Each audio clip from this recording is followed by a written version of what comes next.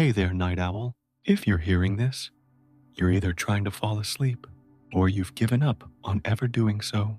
Tonight, we're heading somewhere cold, gray, and full of secrets. No, not your ex's heart. We're talking about the Soviet Union, a place where the bread was stale, the rules were many, and the jokes could get you arrested. But don't worry, we're just visiting. So pull up your blanket, turn down the lights, and get ready to find out why you definitely wouldn't last a day in the USSR. Oh, and before your eyes finally close, drop a comment telling me why you couldn't sleep tonight and what time it was when you pressed play. Let's begin. Welcome to the world of concrete, collective spirit, and slightly radioactive optimism. Morning in the USSR. Cold, crowded, and collective. Your day doesn't begin with an alarm clock. It begins with the radiator not working. Again, because in the Soviet Union, even heat was distributed according to a central plan, and your apartment building wasn't high on the priority list. You open your eyes in a 2-room apartment that your family of 5 shares with another family of 4. The Soviet housing crisis wasn't a bug, it was a feature. After the revolution, the Bolsheviks carved up bourgeois apartments and redistributed the rooms. By the 1970s, about 40% of urban families still lived in these kommunalkas, sharing kitchens, bathrooms, and each other's arguments. It's not a house. It's not even really an apartment. It's a communalka, a communal living arrangement where personal space is a memory, and the sound of someone coughing in the next room is your lullaby. The average Soviet citizen had about 5 square meters of living space. Americans kept their dogs in larger kennels. The wallpaper is peeling. Not because you're going for that distressed vintage look that hipsters would pay thousands for in Brooklyn. It's peeling because it was manufactured to meet the quota, not to actually stick to walls. Quality was a capitalist concern. The floor creaks like it's trying to protest. And your pillow? Actually, it's a folded towel inside a pillowcase. Luxury. In the land of shortages, improvisation wasn't creativity, it was survival. You shuffle toward the shared bathroom, which is occupied, naturally. So you wait, and while you wait, you hear the morning soundtrack of the USSR, someone boiling water in a kettle the size of a helmet, a neighbor tuning in to Radio Mayak at maximum volume, where the announcer's voice sounds like he's personally disappointed in you, a baby crying, probably because it already understands Soviet economics, and someone yelling, "Who used all the hot water again?" A rhetorical question, since hot water comes on schedule, and that schedule is maybe Tuesday, maybe never. You don't have a shower. In fact, only 20% of urban apartments had indoor plumbing by the 1960s. Public bathhouses, banyas, weren't just tradition, they were necessity. Nothing builds community like seeing your party secretary naked, slapping himself with birch twigs. You don't have privacy. Privacy was suspicious. Why would you need privacy unless you had something to hide from the collective? Even married couples often lived with parents or in-laws until middle age. Romance flourished in parks, stairwells, and occasionally in friends' apartments when they were out of town. Many Soviet children were conceived during someone else's vacation. You don't even have a bath mat, just an old towel that smells like cold, because cold is definitely a smell in the USSR. This is your palace, and you're lucky to have it. The waiting list for your own apartment could be 10-15 years. People got married just to move up the list. Some divorced after getting the apartment but continued living together because where else would they go? Breakfast, bare minimum with a side of boiled. Breakfast is simple, not because you're minimalist, but because there's nothing else. Food shortages weren't occasional inconveniences. They were features of the planned economy. Stalin once said, "We have solved the problem of production. Now we must solve the problem of distribution." Spoiler alert, they never solved it. You sit at a small kitchen table that 4 people have already used. There's no milk because the store ran out yesterday. There's no butter because butter exists mostly in songs and fairy tales. What you do have is a slice of black bread, slightly stale. The Soviet Union produced 25 million tons of grain annually, but somehow still couldn't keep bread fresh. That's not economics.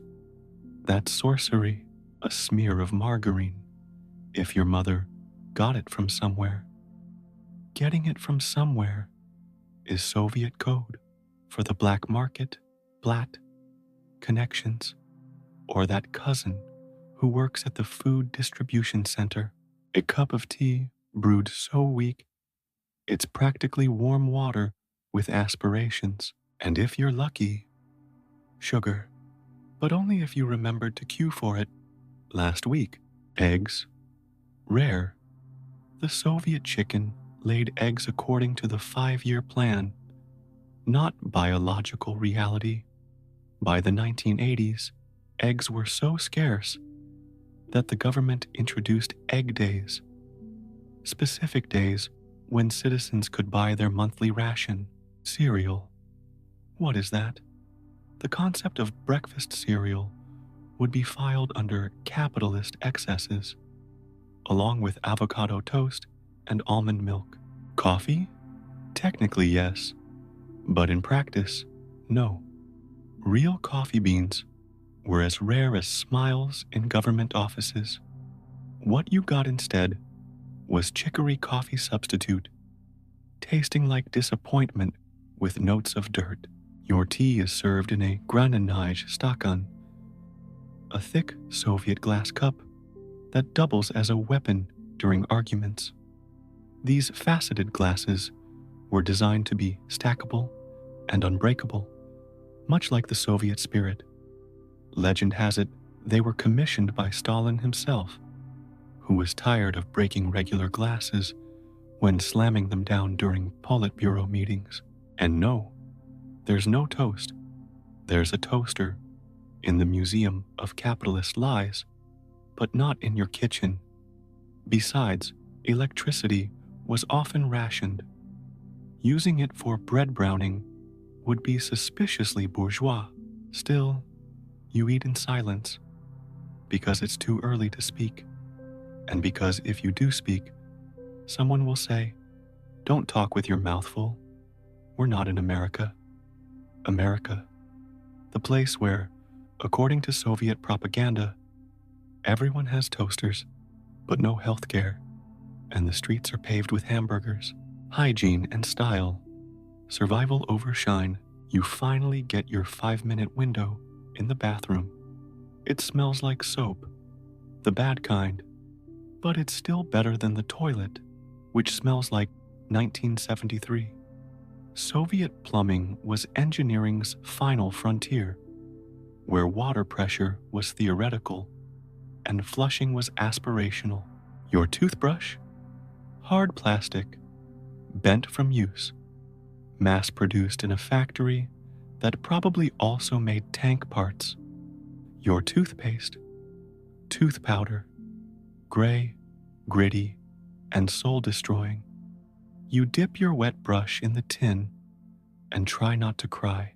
No fancy foam, no minty freshness, just the flavor of dust and the sound of a pipe gurgling somewhere behind the wall. That sound isn't plumbing. It's the ghost of Lenin judging your oral hygiene. Next, washing up. No hot water, no shower. just a basin, a rag, and a bar of soap that could double as an exfoliating brick. Soviet soap was made from animal fat, lye, and possibly concrete. It cleaned you by removing the top layer of your skin. You splash cold water on your face. It feels like punishment, because it is. For what crime? Existing in a climate where temperatures routinely drop to 30 degrees C, yet hot water remains an elusive luxury. Deodorant? Optional, mostly unavailable. Body odor was just another form of collectivism. Everyone contributed to the social aroma. By the late 1970s, a Soviet deodorant called Svoboda, freedom, hit the market. The irony was not lost on citizens who couldn't freely buy it. Cologne, if you're lucky. Drožnoi, a liquid that smells like alcohol, regret, and forest leaves. Most men use it as aftershave, cologne, and disinfectant, sometimes all at once. In desperate times, it was also known to be consumed as a beverage, though officially this was discouraged. Hair gel, try spit, or water and hope. Soviet hairstyles weren't fashion statements. They were declarations of surrender to gravity and circumstance. Lip balm? Goose fat, or nothing. Cracked lips were just another badge of socialist honor. Women sometimes used beeswax mixed with sunflower oil, creating a substance that protected lips while attracting every insect within a 5-kilometer radius. By the time you're ready, you look like someone who's survived something, and you have. It's called mourning. In the USSR, even waking up was an ideological act. Clothing, one jacket to rule them all. Time to get dressed. You open the closet, which is just a curtain over a wooden bar, in a country where even apartments were shared. Did you really expect a walk-in closet? You have one pair of trousers, probably polyester, in a shade best described as institutional gray. One shirt that still smells like the iron your grandmother borrowed in 1985. Electric irons were luxury items, often borrowed and shared among entire apartment blocks. A wool sweater knitted by someone's aunt you've never met. Knitting wasn't a hobby, it was economic necessity. Soviet grandmothers could knit a sweater from old shoelaces if necessary, and the legendary winter coat, a quilted, oversized padded thing that weighs as much as a toddler and smells faintly of mothballs and ideology. This is the famous telograjka, a padded jacket originally designed for the Red Army that became civilian wear because, well, civilians were also fighting a war against winter and supply chains. Underwear? Hope for the clean pair. If not, turn yesterday's inside out and pretend it's innovation. Soviet underwear was utilitarian to the extreme. Women's underwear came in exactly 3 sizes: too small, too large, and universal, which was neither. Men's briefs were designed with the same aesthetic principles as tractor factories. Socks, thin and full of holes. You wear 2 pairs and pretend that's on purpose. Soviet socks had a life expectancy shorter than fruit flies. Darning socks was taught in schools, right alongside Marxist theory. Shoes, heavy, leather, impossible to replace. If the soles wear out, you resole them. If they break, you sew them. If they're too small, you cut the toes open. Shoes were such valuable commodities that they were handed down through generations like heirlooms. These were your grandfather's shoes. He stood in them for 12 hours to buy your mother a doll in 1962. Hat, ushanka, flaps down because the wind doesn't care how you look. The iconic Ushanka wasn't just a hat, it was portable central heating for your head. In Siberia, it was the difference between keeping or losing your ears. Your wardrobe is not about fashion, it's about endurance. Soviet clothing wasn't designed to be replaced seasonally. It was built to outlast the regime itself, and often it did. The workday, gray buildings and glorious labor. You step outside. It's cold.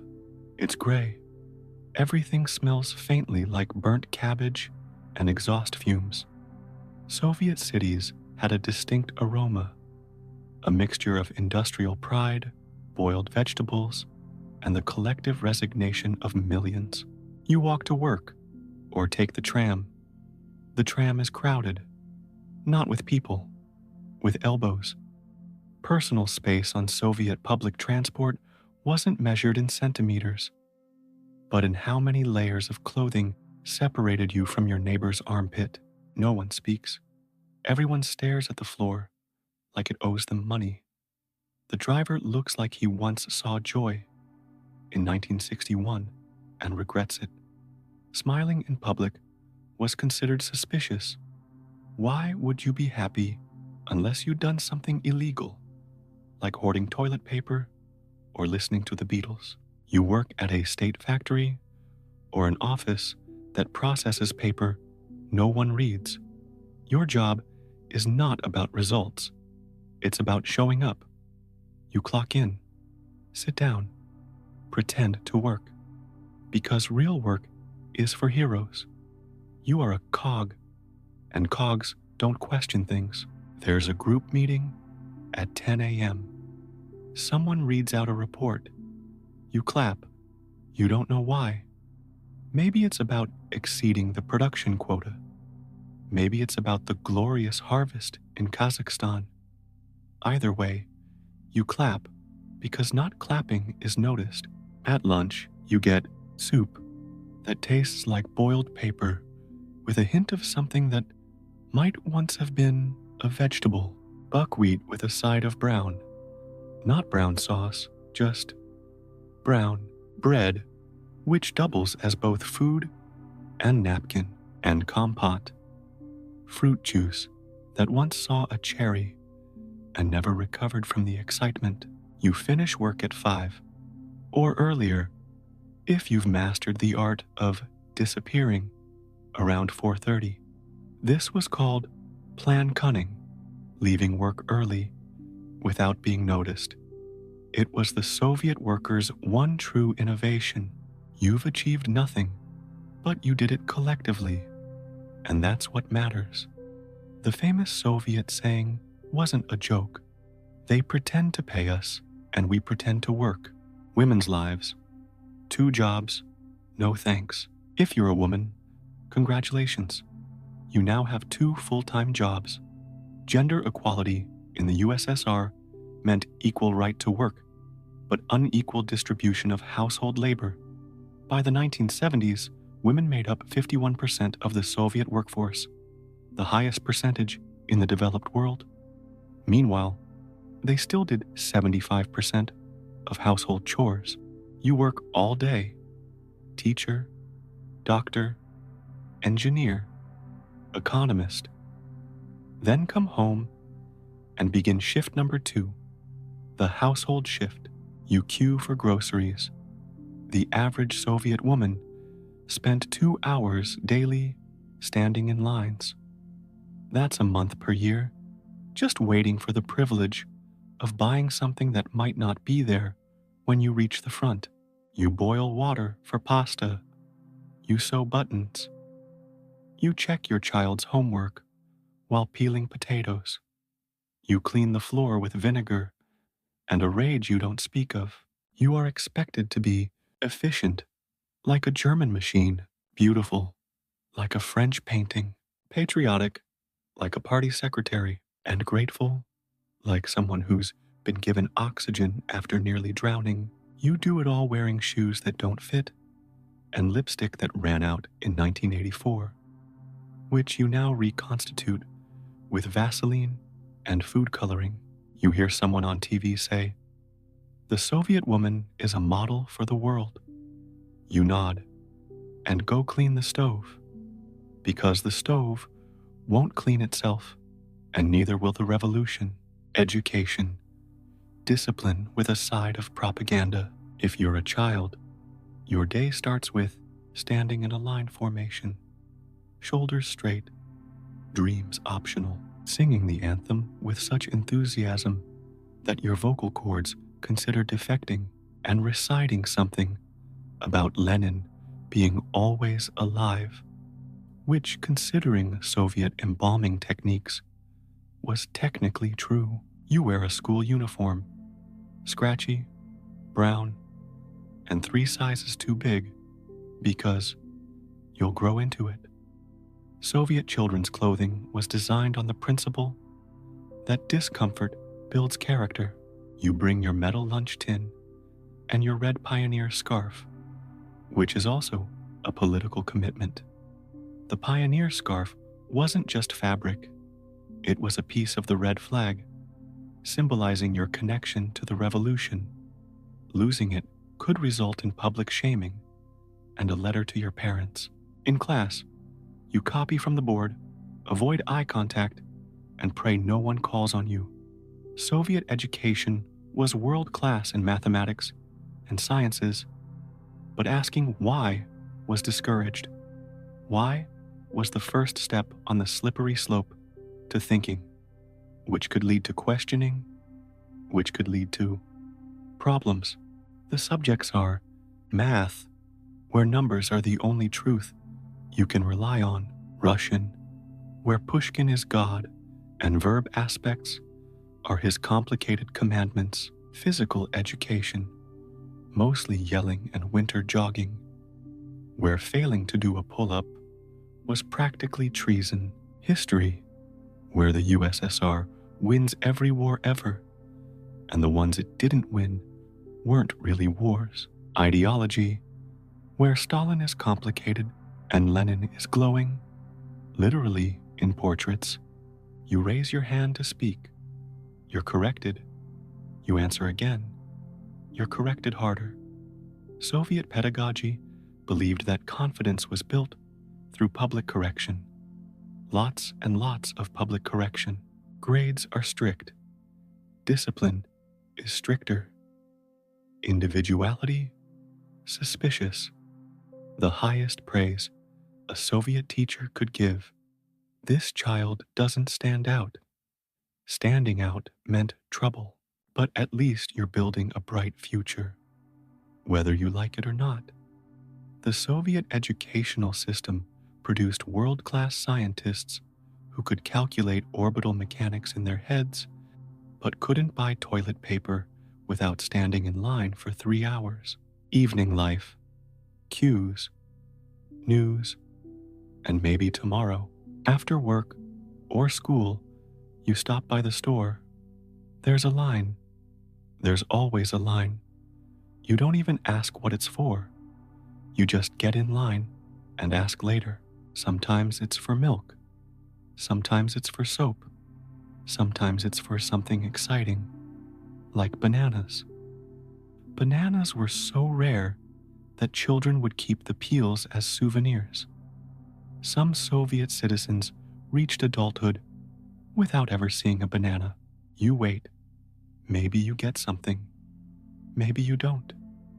Either way, it fills your evening. Queuing wasn't just a method of distribution. It was the national pastime. Friendships were formed, marriages arranged, and political debates held, all while waiting for toilet paper. You come home, turn on the TV, which has 2 channels, both showing the news, both praising tractors. Television programming started at 6 p.m. and ended at 11 p.m. The rest was static, which some claimed was more informative. You eat whatever you manage to grab earlier. You read a book if you have electricity. The USSR had nearly 100% literacy and published more books per capita than any other country. Reading wasn't entertainment, it was escape. You play a game, like find the light bulb that still works. Soviet light bulbs were engineered with the same principles as Soviet ideology. Theoretically eternal, practically dim. You go to bed early or late. Time means little. When tomorrow promises the exact same thing, why rush? And somewhere between silence, boredom, and resignation, you fall asleep, maybe dreaming of jeans, maybe of oranges, maybe of a life where you don't need a propusk, internal passport, to visit another town. Because in the USSR, even dreams required proper documentation, shadows behind the red curtain. Welcome to the deep end. If the previous chapter was about surviving a single day in Soviet life, this chapter is about the system itself, the machinery behind the scenes, the shortages, the slogans, the secrets, and the strangely patriotic despair. This is where the ideological asphalt gets thick, where the Soviet experiment reveals its true nature, not through grand pronouncements or military parades, but through the quiet, desperate adjustments of everyday people trying to navigate a system that promised utopia and delivered something else entirely: censorship, fear, and the art of saying nothing. In the USSR, silence wasn't awkward. It was survival. You didn't speak your mind. Not in public, not on paper, and certainly not near the radio. You didn't joke about the party. You didn't complain loudly. And if you did, someone would say, "You want to talk like that? The wall has ears." They meant it, because behind every kitchen door, there might be a neighbor who reports things, not because they hate you, but because it's Tuesday and they get a better apartment that way. The Soviet system created a network of civilian informants so vast that by the 1970s, an estimated 1 in 6 citizens had at some point reported on their neighbors, colleagues, or even family members. The KGB isn't some distant agency. It's a presence, a shadow that looms over newspapers, telephones, and conversations with friends you trust less and less. That phone call that suddenly went static when you mentioned something political? Not a coincidence. The apartment building had a special room in the basement where telephone conversations were monitored. They called it the commutator. You called it a reason to discuss sensitive matters while taking long walks in the park. Even artists and writers spoke in code. Metaphors became a national sport. A play about a bear was really about Brezhnev.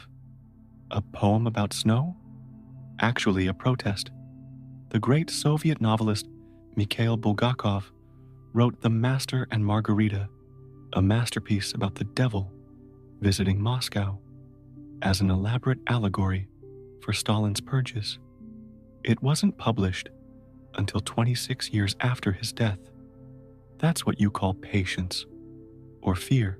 The famous Soviet writer Yevgeny Yevtushenko once said, "In Russia, a poet is more than a poet."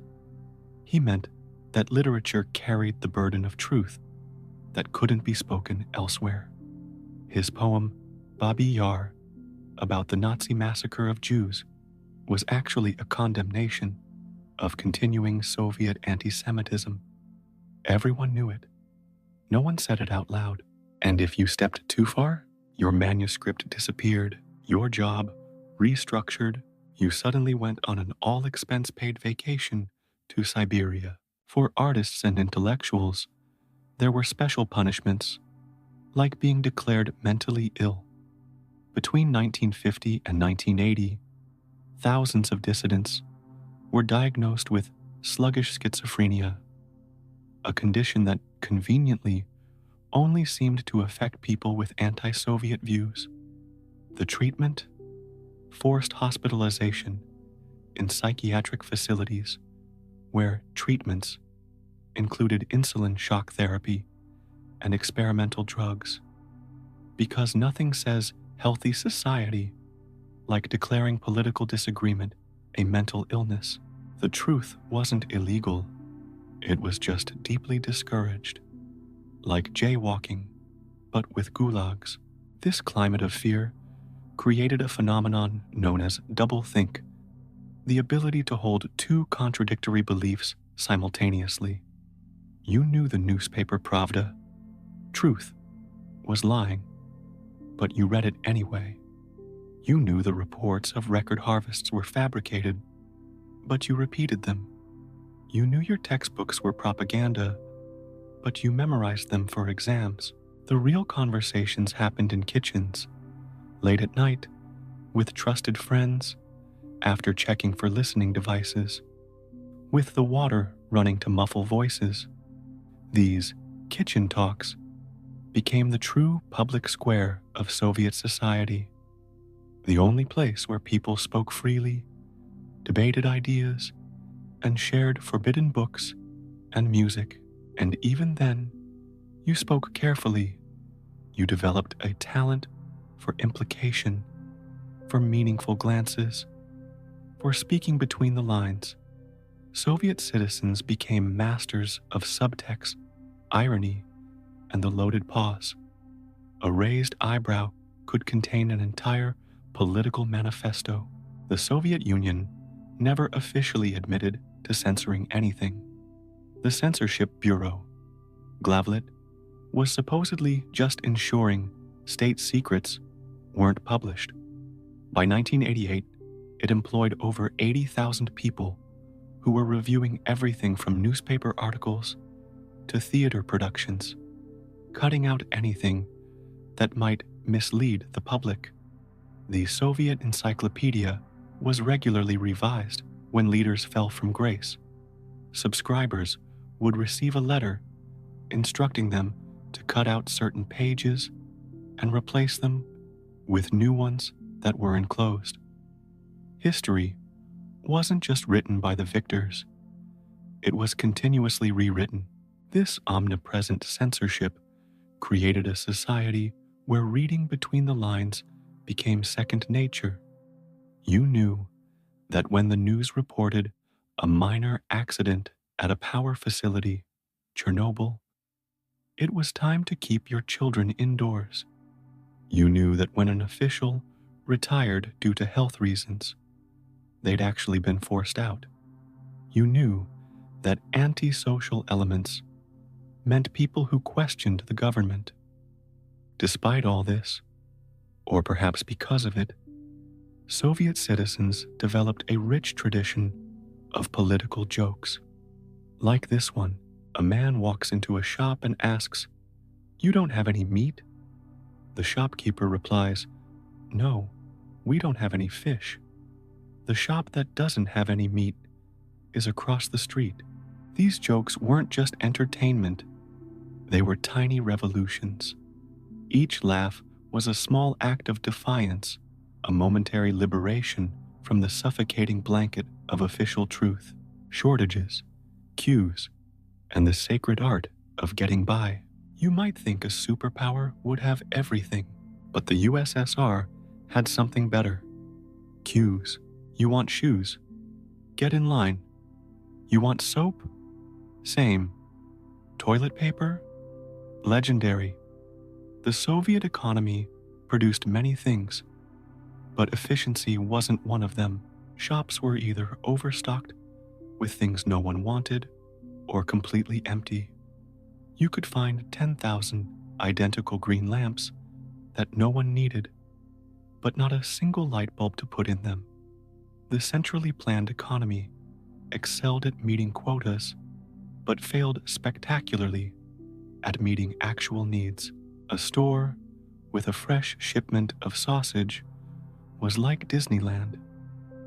People would line up for hours without even knowing what was being sold.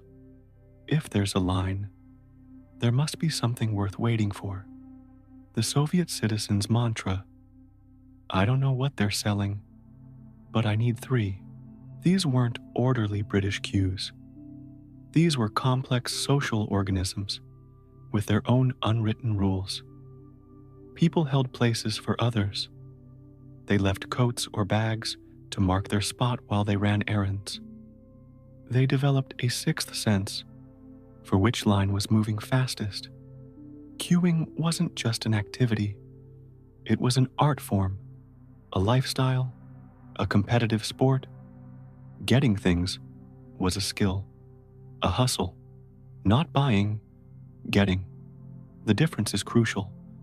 Buying implies a transaction where money is exchanged for goods. Getting, in the Soviet context, meant a complex social dance involving connections, timing, favors, and sometimes a bottle of vodka slipped under the counter. Everyone knew someone who worked in supply. Everyone had a cousin who could get bananas for New Year's, but only if you knew the right password and brought your own bag. This underground economy had its own language. You didn't purchase items, you organized them. You didn't know store clerks, you had acquaintances in trade. The phrase, I have connections, u меня связи, opened more doors than any amount of rubles. The famous Soviet phrase was, Blat is higher than Stalin, meaning personal connections. Blat were more powerful than any authority, even the leader himself. A famous joke went, don't have acquaintances, have acquaintances. The capital letter made all the difference, and if you ever managed to get something scarce, like Levi's jeans or foreign coffee, you didn't wear it, you didn't drink it, you saved it. For what? No one knew, just in case. This perpetual preparation for worse times created a nation of hoarders. Apartments were stuffed with spare parts, extra buttons, saved string, and hoarded sugar. Nothing was thrown away because everything might be useful someday. This wasn't pathological, it was practical. In a system where basic necessities could disappear without warning, saving was sanity. The shortages created bizarre situations. There might be no meat in stores for weeks, but factories still had to meet their quota for meat grinders. So Soviet homes had multiple meat grinders, but nothing to grind. There were cases of shoe factories producing only left shoes 1 month because that's what the quota specified. The right shoes would come in the next production cycle. Centrally planned absurdity. By the 1980s, the shortages reached tragicomic proportions. The Soviet Union was the world's largest producer of steel, but couldn't manufacture a decent razor blade. It launched satellites, but couldn't consistently supply toilet paper. It built nuclear submarines, but struggled with manufacturing refrigerators that didn't break within a year. The official explanation for these shortages was always the same: temporary difficulties. These temporary difficulties lasted for decades. When Mikhail Gorbachev finally admitted to food supply problems in 1990, many citizens were shocked, not by the shortages, which they lived with daily, but by the fact that someone in power finally acknowledged them. The constant scarcity created a unique psychology. Soviet citizens didn't ask, what do I want? But rather, what can I get? Desire was irrelevant. Availability was everything. You didn't choose products. Products chose you by virtue of their rare appearance in shops. This led to the famous Soviet shopping strategy. Buy first, think later. If you saw something available, anything, you bought it, whether you needed it or not. It could always be traded later for something you actually needed. The state stores where goods were officially sold at fixed prices were called magazini, but the real action happened at the Rhinoc market, where farmers could sell surplus from their private plots or through the Fartsovshchiki, black marketeers who traded in Western goods like blue jeans, records, and chewing gum. For certain items, you needed not just money, but special permission. Cars required years on a waiting list and special certificates. Furniture often required a separate line and a stamp from a housing official. Books by popular authors were distributed through workplace quotas. Even getting an apartment typically required your employer's intervention. A sophisticated barter economy developed alongside the official one. Services were exchanged for goods, goods for other goods. A plumber might fix your pipes in exchange for a bottle of cognac that you got from a dentist who owed you a favor because you helped his son get into university. Despite, or perhaps because of, these shortages, the Soviet citizen became remarkably resourceful. Everything could be repurposed, fixed, modified. A broken umbrella became spare parts for fixing a radio. Old newspapers became wrapping paper. Tin cans became children's toys. Nothing was waste. Everything was raw material. This ingenuity is captured in the concept of kultura, the jerry-rigged solution, the makeshift fix, the creative workaround. It wasn't pretty, but it worked. Sort of. Usually. By the late Soviet period, an entire generation had grown up never knowing anything else. For them, scarcity wasn't a crisis. It was the natural state of the world. They couldn't imagine supermarkets with multiple brands of the same product. The very concept seemed wasteful, excessive, suspiciously capitalist. Medicine. Between hope and herbal tea, getting sick in the USSR wasn't ideal. There were hospitals. Yes. Doctors. Yes. And some of them were brilliant. But the system, not so much. You show up to the clinic. It's cold.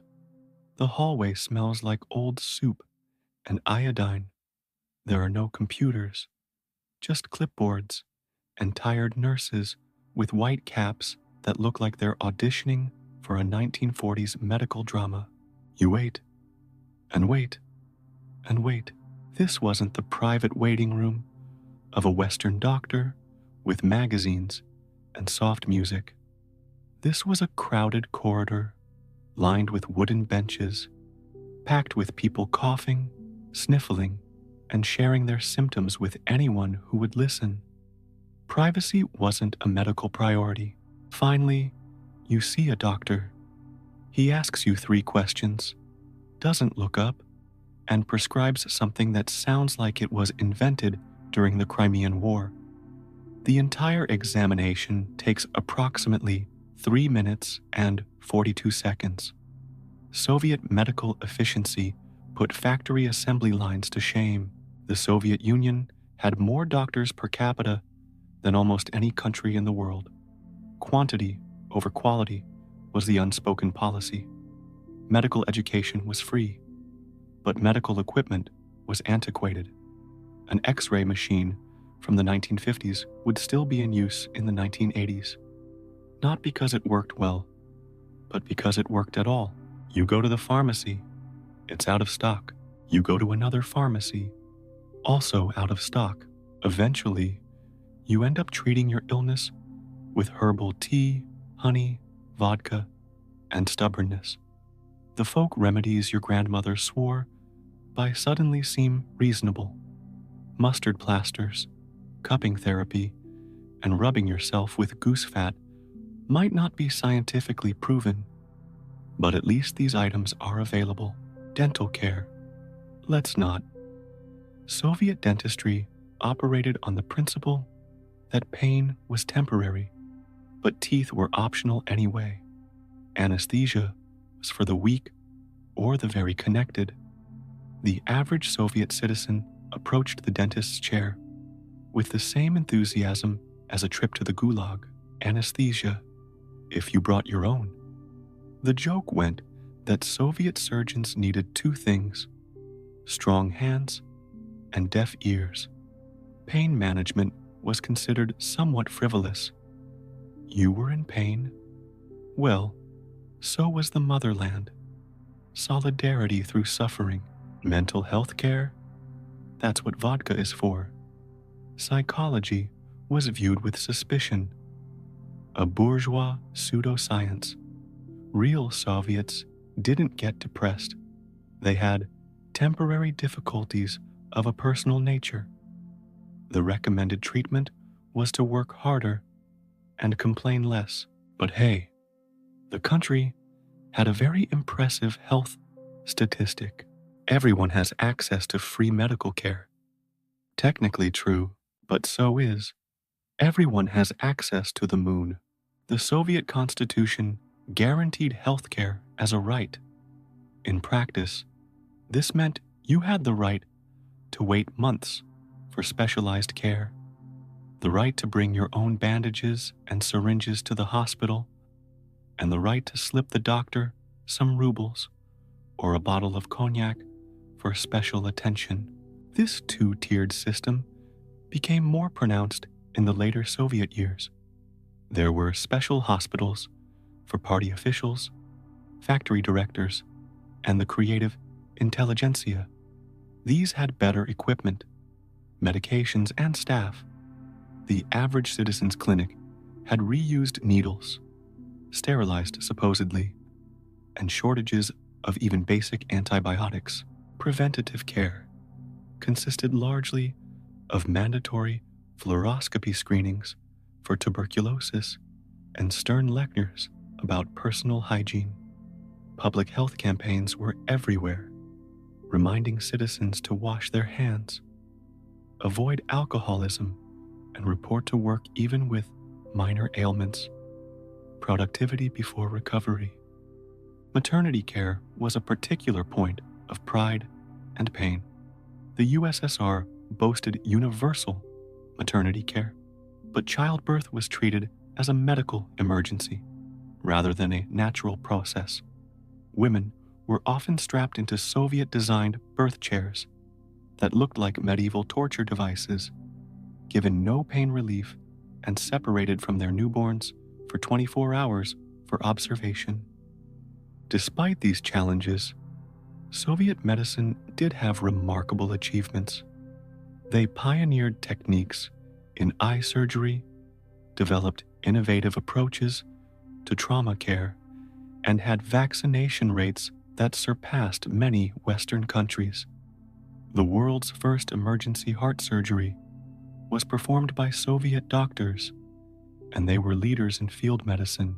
But for the average citizen with a case of pneumonia or a broken arm, these achievements seemed distant. What mattered was whether the local clinic had antibiotics this month, or if the only orthopedist in the district was on vacation. The system created its own unique medical culture. Doctors were respected but underpaid. Nurses were overworked but dedicated. Patients learned to bring small gifts or money to ensure decent care. Everyone understood the unspoken rules. A special mention must be made of the Soviet ambulance service, the Skoraya Pomoshch.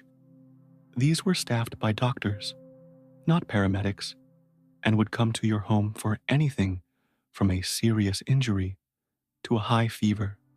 The response time varied wildly, from 20 minutes to maybe tomorrow. But when they arrived, they brought the medical system directly to your apartment, performing procedures that would require hospital visits in the West. The final irony of Soviet healthcare was that while the system struggled to provide basic medicines, the USSR was a pharmacy superpower, exporting drugs worldwide. The medications that couldn't be found in Moscow were being shipped to friendly socialist states as gestures of solidarity. By the 1980s, life expectancy in the Soviet Union had stagnated and then declined, the only industrialized nation to experience such a trend in peacetime. Official explanations blamed everything from bad weather to Western cultural influence. Unofficial explanations pointed to alcoholism, environmental pollution from unregulated industries, and a medical system that looked impressive on paper but failed to deliver in reality. The Soviet citizens' approach to health became fatalistic. You avoided doctors until absolutely necessary. You developed a personal pharmacy of hoarded medications. You learned which ailments could be treated with vodka, most of them, apparently, and which required more drastic measures, like bribing a hospital administrator. As the old Soviet medical joke went, "Is there a doctor in the house?" No? Thank God. The military. 2 years of patriotism, potatoes, and yelling. If you're a man between the ages of 18 and forever, you're probably going to the army. 2 years of mandatory service, no questions asked, no negotiations. The Soviet Armed Forces, officially the Workers' and Peasants' Red Army until 1946, was the backbone of the USSR's global power. It was also a massive, grinding machine that processed young men into either hardened patriots or broken spirits, often both simultaneously. Training begins with a buzz cut, continues with screaming, and ends with you learning how to peel potatoes, blindfolded. The haircut wasn't just about uniformity.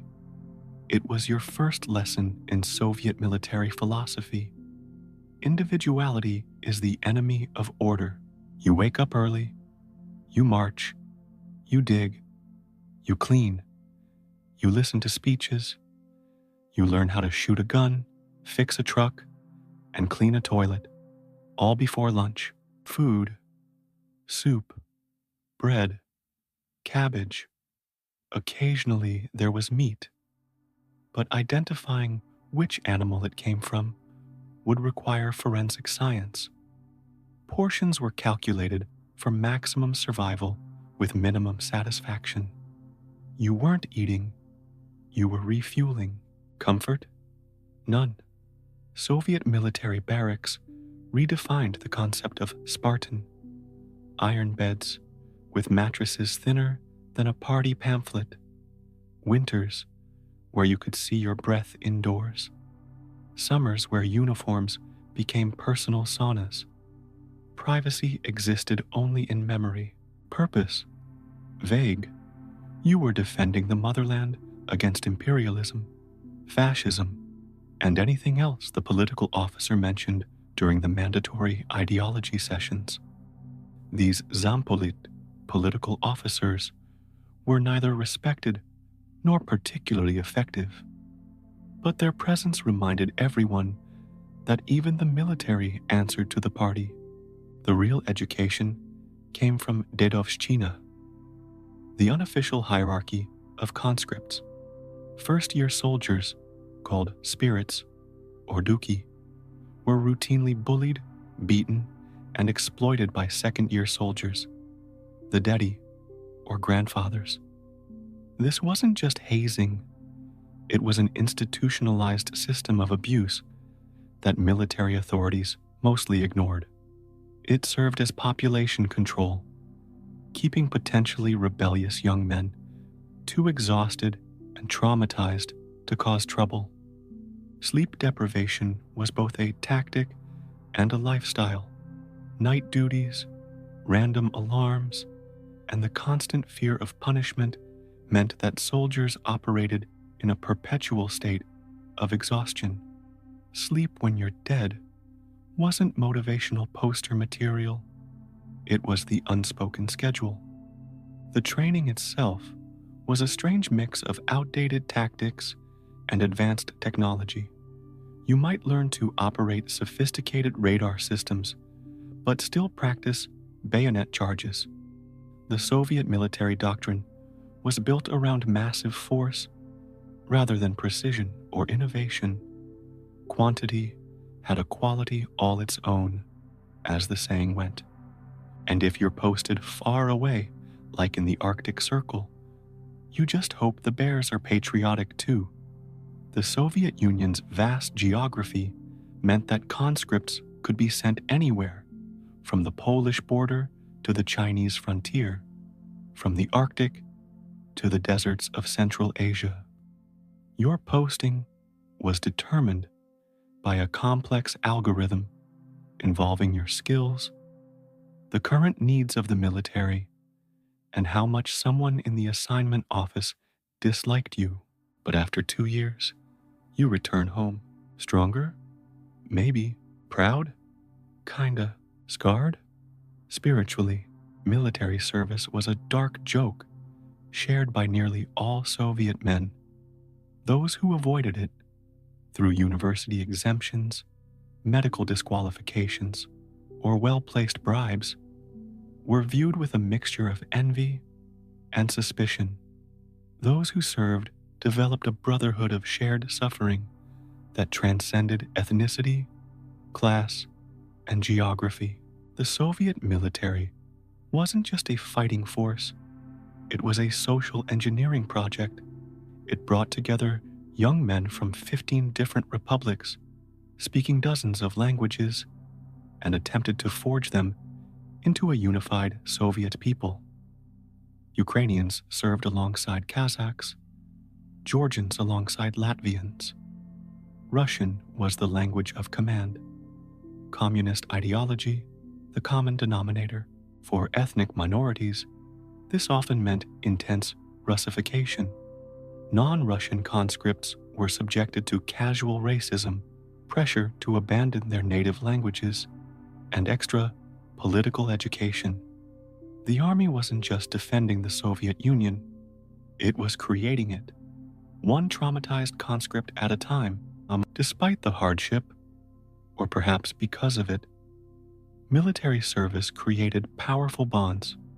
Former soldiers would recognize each other decades later, not by their uniforms or medals, but by the particular 1,000-yard stare that came from 2 years of systemic degradation, followed by a lifetime of pretending it made you stronger. For many, especially those from rural areas or impoverished republics, the army provided their first exposure to technology, structured education, and people from different backgrounds. It was a brutal form of social mobility. Upon returning to civilian life, veterans were supposed to receive preferential treatment in housing allocations, job placements, and university admissions. In practice, these benefits were inconsistently applied and often required the same blat connections as everything else in Soviet society. By the late Soviet period, the military had become a microcosm of the USSR's broader problems. Impressive on paper, rotting from within. Officers embezzled supplies, conscripts sold equipment on the black market, and the vast military-industrial complex produced quantity without quality. The Afghanistan War, 1979 to 1989, exposed these weaknesses as a superpower found itself unable to defeat irregular fighters in a country less than 1/30th its size. But for the average Soviet citizen, the military remained a sacred institution, not because they loved it, but because criticizing it was dangerous. The annual Victory Day parades, celebrating the defeat of Nazi Germany, were reminders of the military's place in the national mythology. You might hate your service, but you respected the idea of service. As another Soviet military joke went, the theory of communism is perfect. The army is perfect. It's the reality that needs work, culture, music, and the beautiful act of escaping. Despite it all, the Soviet soul had one secret weapon, Art, culture wasn't just propaganda, it was survival. You listened to music on reel-to-reel tapes, technology from the 1950s that was still cutting edge in the 1980s, USSR. These magnetophone tape recorders became the samizdat, self-publishing medium of choice for music that couldn't get official approval. Beatles songs, prohibited criminal, bard music, and Western rock all circulated on these massive spools, passed from friend to trusted friend. You watched films that were censored, but still brilliant. Soviet cinema produced masterpieces that worked on multiple levels, satisfying censors with their surface stories, while speaking profound truths through symbolism and subtext. Tarkovsky's Stalker wasn't just science fiction, it was a meditation on faith in a supposedly atheist society. Legendary director Andrei Tarkovsky once said, "The only condition of fighting for the right to create is faith in your own vocation, readiness to serve, and refusal to compromise." He eventually exiled himself from the USSR because even his cryptic, poetic films faced constant censorship. You read books passed hand to hand, hidden in jackets, discussed in whispers. Solzhenitsyn's The Gulag Archipelago circulated in dog-eared, manually typed copies, each page potentially worth years in prison.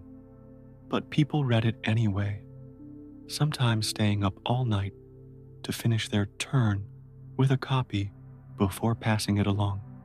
Literature wasn't entertainment, it was moral sustenance. There was poetry. In what other country would thousands gather in stadiums to hear poets read? Yevtushenko, Akhmadulina, Voznesensky. They were rock stars before rock was allowed. Their performances were electric, dangerous, barely contained by the watchful authorities. Poetry readings were political events disguised as cultural ones. There was theater. The Moscow Art Theater and the Bolshoi were world famous. But equally important were the small experimental theaters that pushed boundaries through metaphor and staging. Taganka theater productions, directed by Yuri Lubimov, became legendary for their coded political messages and innovative techniques that boggled censors too culturally illiterate to understand what they were seeing. There was rebellion in every song that made it past the censors. Groups like Kino, led by Viktor Tsoi, became the voice of perestroika youth, with songs that asked questions about purpose and freedom. Changes became an anthem for a generation tired of stagnation. Officially approved, but with lyrics ambiguous enough to be revolutionary, bands like these walked a dangerous line. Everyone knew someone who played guitar. Everyone knew the lyrics to songs that never aired on radio. Everyone saw The Irony of Fate at least 12 times. This 1976 New Year's comedy about a man who gets drunk, boards the wrong plane, and ends up in an identical apartment in another city with an identical key that works in the lock was a perfect metaphor for Soviet standardization. It became traditional holiday viewing, like It's a Wonderful Life in America, but with more vodka and existential despair. It wasn't just entertainment, it was oxygen. The Soviet regime understood the power of art, which is why it controlled it so tightly. The Writers' Union, the Composers' Union, the Artists' Union. These weren't professional organizations, but control mechanisms. Membership meant access to materials, permission to publish or perform, and basic economic survival. Exclusion meant artistic death. Yet, within these constraints, Soviet artists created work of stunning power. Shostakovich embedded coded protests in his symphonies. Akhmatova captured the terror of the Stalinist purges in her poem Requiem, which she didn't dare write down, instead having friends memorize it line by line. Vysotsky, the gravelly-voiced bard, sang raw, honest songs about alcoholism, prison, and the absurdity of Soviet life, becoming so popular that authorities feared arresting him. Ordinary citizens turned to creativity as escape and expression. Every apartment had a shelf of treasured books.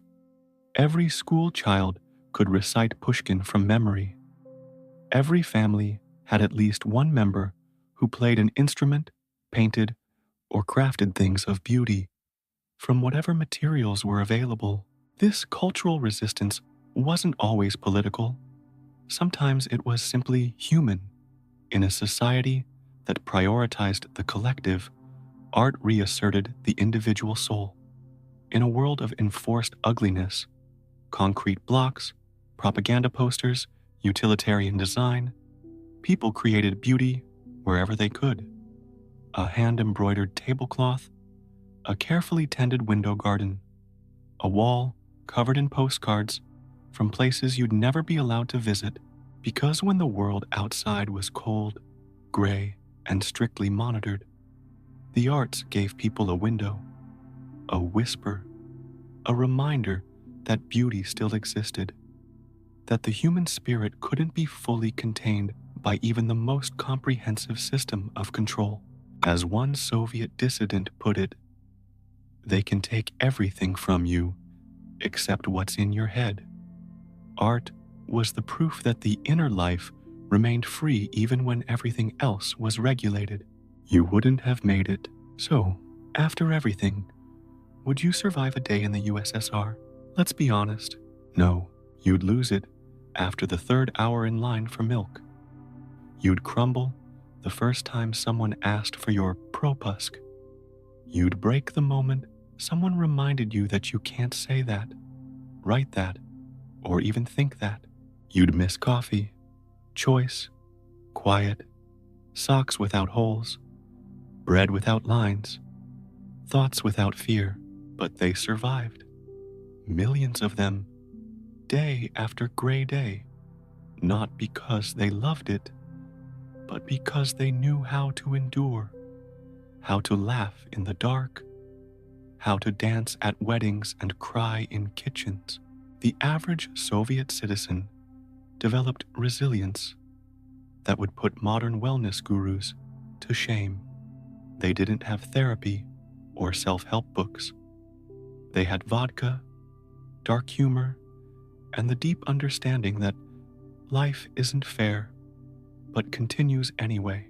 They created systems within systems. They built networks of mutual aid and exchange that operated beneath the official economy. They developed complex social codes that allowed them to identify who could be trusted and who was reporting to authorities. They learned to read between newspaper lines, to hear what wasn't being said, to see what was deliberately obscured. The Soviet experience wasn't monolithic. It changed dramatically over time, from the revolutionary fervor of the early years to the terror of Stalinism, from the brief thaw under Khrushchev to the stagnation of the Brezhnev era, and finally, to the desperate reforms of Gorbachev that ultimately brought the whole experiment crashing down. It also varied greatly by location. Being Soviet in Moscow meant access to special stores, cultural events, and the slim possibility of encountering foreigners. Being Soviet in rural Siberia meant isolation, harsher conditions, but also less ideological surveillance. Being Soviet in the Baltics meant living in what felt like occupied territory, with stronger connections to Europe and deeper resentment of Russian dominance. The USSR wasn't a place where you lived. It was a place where you held on. You wouldn't last, but they did. And whether you admire it or not, that's worth remembering. There's a reason why older Russians sometimes look back with nostalgia, not for the ideology or the shortages or the repression, but for the social safety net, the sense of purpose, and the community that emerged in shared hardship. As one Soviet-era joke put it, we pretended to work and they pretended to pay us. But beneath that cynicism was a complicated truth. People found meaning, joy, and connection despite a system designed to crush individuality. They raised children. They fell in love. They celebrated holidays with traditions that predated the revolution and would outlast the regime.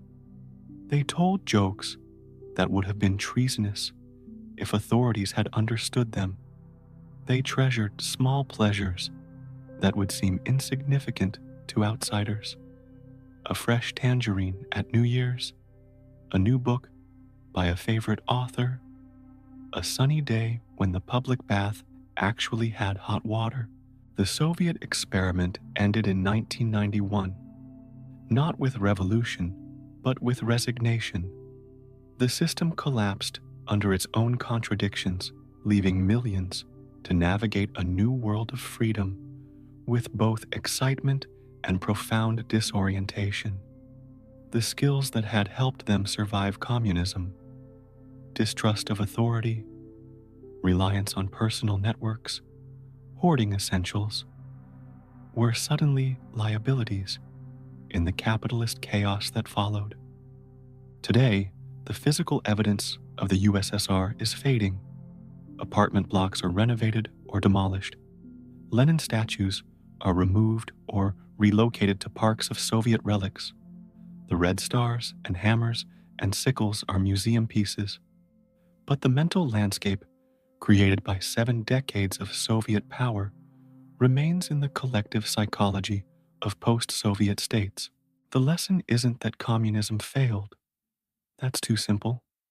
The lesson is that humans are remarkably adaptable, finding ways to create meaning and connection even in systems designed to subordinate the individual to the collective. The Soviet citizen wasn't just a victim or a dissident or a true believer. They were improvisers in a grand, flawed experiment that claimed to know what was best for them. Now close your eyes. Try to forget the cold soup, the propaganda posters, and the smell of damp wool. You're free to sleep now. But back then, sleep was the only place you could be free. And even there, you might dream of cues. The birth of a red giant, 1917 to 1941. Before there were satellites, statues, and soup lines, there was revolution. And before revolution, there was boredom, hunger, and czars who didn't get the memo.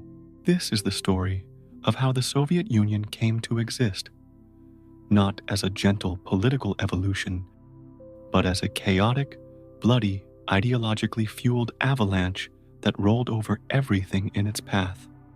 A tale of how a failing empire transformed into something entirely new, leaving behind a changed landscape where nothing would ever be the same again. The 1917 revolution. Everything's fine, he lied. Russia, 1917. The Romanovs are still on the throne, technically, but the empire is exhausted. Bleeding men in World War I, starving at home, and wobbling like a broken samovar on a cracked floor. The Russia of 1917 wasn't just tired. It was collapsing under multiple pressures. 3 years of brutal war against Germany had cost over 2 million Russian lives. The economy was in shambles, with inflation making the ruble practically worthless. Food shortages in cities meant that the average citizen spent more time standing in breadlines than working. Soldiers were deserting by the thousands, often walking hundreds of miles back to their villages, only to find their families starving. Nicholas II, The last Tsar isn't quite leading so much as praying it all sorts itself out. Spoiler, it does not. The final Romanov ruler was woefully unprepared for the challenges facing his empire. Believing in his divine right to rule, he rejected constitutional reforms that might have saved the monarchy. His wife Alexandra relied heavily on the mystical advice of Rasputin, a Siberian holy man whose influence over the royal family damaged their credibility beyond repair. When Nicholas took personal command of the failing military in 1915, he tied his reputation directly to Russia's military disasters. In February 1917, after years of war, strikes, and bread riots, the Tsar finally abdicates. A provisional government steps in. People hope for peace, food, maybe a bit of actual governance. The February Revolution wasn't planned by any single group. It erupted spontaneously when women in Petrograd's breadlines decided they'd had enough and began marching through the streets. Factory workers joined them. Soldiers, ordered to suppress the demonstrations, instead turned their rifles against their officers. Within a week, the 300-year Romanov dynasty collapsed without much resistance. Alexander Kerensky and the other leaders of the provisional government inherited a mess. They faced impossible demands from every direction. Peasants wanted land, workers wanted higher wages, soldiers wanted peace, nationalists wanted independence, and everyone wanted food. Adding to their troubles, they decided to continue the war against Germany, a decision that proved catastrophically unpopular, but instead, they get more war and speeches. So many speeches, the provisional government made a critical mistake. They postponed addressing Russia's fundamental problems until after the war. They believed Russia had an obligation to its allies, but the Russian people had no patience left. Revolutionary committees, called Soviets, councils, formed among workers and soldiers, creating a parallel power structure that challenged the provisional government's authority. Then comes October 1917. The Bolsheviks, led by a bald man with intense eyes and a gift for angry pamphlets, seize power. His name? Vladimir Ilyich Lenin. Lenin had spent most of his adult life as a professional revolutionary, living in exile in Europe, writing theoretical texts, and arguing with other revolutionaries in Swiss cafes. When the February Revolution erupted, he was in Zurich. Desperate to return to Russia, he accepted a dangerous offer from the German government, which hoped his anti-war stance would further destabilize Russia. They arranged his passage through Germany in a sealed train, like a political virus being deliberately injected into enemy territory. Arriving in April 1917, Lenin galvanized the Bolshevik faction with his April Theses, demanding immediate peace, land for peasants, and all power to the Soviets.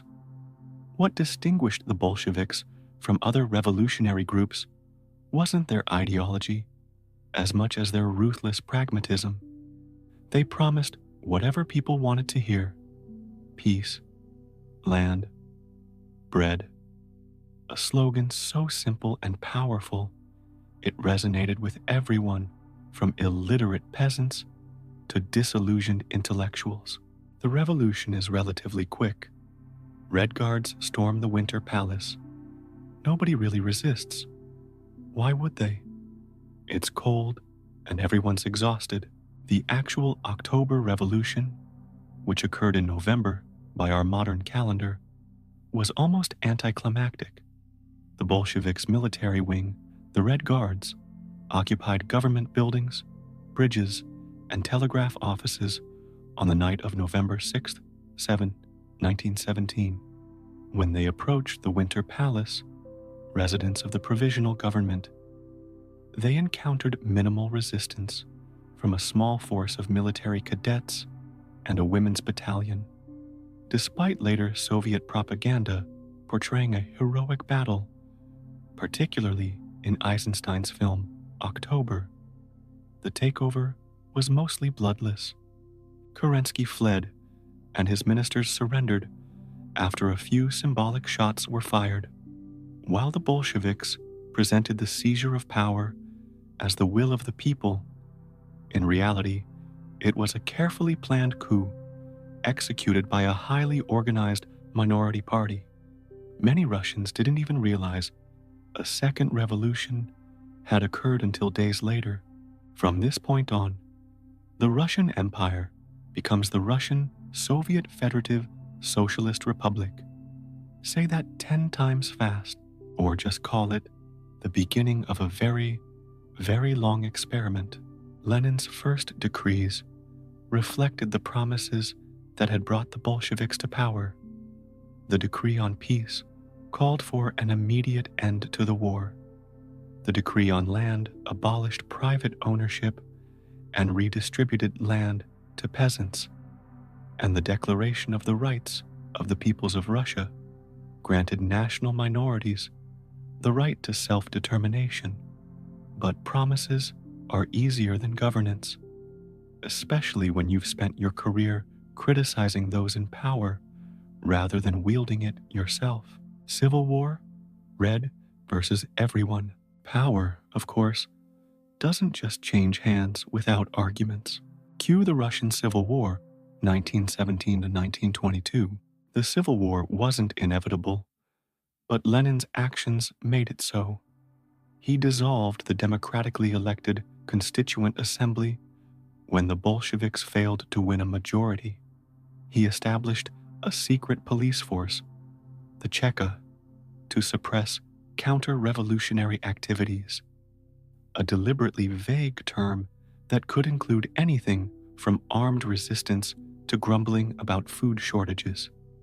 In March 1918, the Bolsheviks signed the Treaty of Brest-Litovsk with Germany, giving up massive territories to end Russia's participation in World War I. These actions alienated not just monarchists, but also liberals, moderate socialists, and national minorities. On one side, the Reds, Bolsheviks, communists, and a few very committed guys with rifles and idealism. On the other, the Whites, monarchists, liberals, foreign troops, Cossacks, and basically anyone who didn't want Lenin writing their laws. The white forces were unified only in their opposition to Bolshevism. They included Tsarist officers, democratic socialists who believed the Bolsheviks had hijacked the revolution, Czech legionnaires stranded in Russia, anarchist peasant armies fighting for local autonomy, and nationalist forces in Ukraine, the Baltic states, the Caucasus, and Central Asia seeking independence. The whites were supported by foreign powers, Britain, France, the United States, and Japan, all sent troops ostensibly to protect military supplies from falling into German hands, but in reality, to prevent Bolshevism from spreading. These foreign interventions, while militarily ineffective, provided invaluable propaganda for the Bolsheviks, who portrayed themselves as defenders of Russia against imperialist invaders. Chaos ensues. Towns change sides weekly. Trains become mobile war zones. Armies freeze in place for lack of boots. Meanwhile, Lenin consolidates power with the help of the Cheka, an early version of the KGB that believes in solving problems with bullets. The Civil War's brutality was unprecedented in Russian history. Both sides practiced terror. The whites conducted pogroms against Jews, whom they associated with Bolshevism. The Reds implemented a policy of class terror, executing nobles, priests, and bourgeois elements without trial. In the countryside, peasants were caught between armies that requisitioned food, conscripted men, and punished communities suspected of aiding the enemy. The Bolsheviks' most infamous act during this period was the execution of the royal family. In July 1918, as white forces approached Yekaterinburg, local Bolsheviks received authorization from Moscow to kill Nicholas II, his wife Alexandra, their 5 children, and their remaining servants. They were shot and bayoneted in a basement room, their bodies dumped in a mine shaft, later retrieved, mutilated, burned and buried in a secret location. The Romanov dynasty ended not with the Tsar's abdication, but with this grisly midnight massacre. Leon Trotsky created the Red Army from scratch, transforming a revolutionary militia into a disciplined fighting force of 5 million by 1920. He reinstated officer ranks, drafted former Tsarist officers, holding their families hostage to ensure loyalty, and appointed political commissars to each military unit to maintain ideological conformity. Trotsky's armored train became a mobile command center, rushing to critical fronts to rally troops and execute deserters as necessary. By 1922, the Reds win. The Bolsheviks' victory wasn't due to military superiority, but to political advantages. They controlled the industrial center of Russia, including armament factories. They had a clear command structure and unified ideology, while the whites were divided by competing interests. And most crucially, the Reds effectively mobilized the population through a combination of revolutionary propaganda and terror. Their message was simple. Whatever their flaws, they represented Russia against foreign invaders and the return of the landlords. The USSR is officially born, the Union of Soviet Socialist Republics. On December 30th, 1922, delegates from the Russian, Ukrainian, Belarusian, and Transcaucasian republics signed a treaty creating the USSR, a federation of supposedly equal socialist states. In reality, Russia dominated from the beginning, with Moscow as the capital and Russian as the lingua franca. The theoretical right of republics to secede remained just that, theoretical, as the Communist Party maintained rigid centralized control. A federation of republics united by ideology and barbed wire. Peace returns. Sort of, but the land is shattered, the people traumatized, and Lenin, he's already not doing great. The Civil War left behind a devastated country. Industrial production had fallen to 13% of pre-war levels. Agricultural output had halved. Millions had died from combat, disease, and the famine of 1921-1922, which claimed at least 5 million lives. Cities had emptied as residents fled to the countryside in search of food.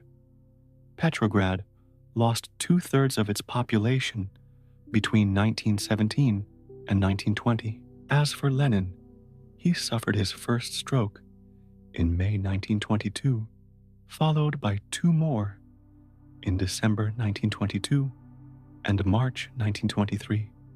Partially paralyzed and unable to speak, he watched helplessly as the revolution he had led took directions he hadn't intended.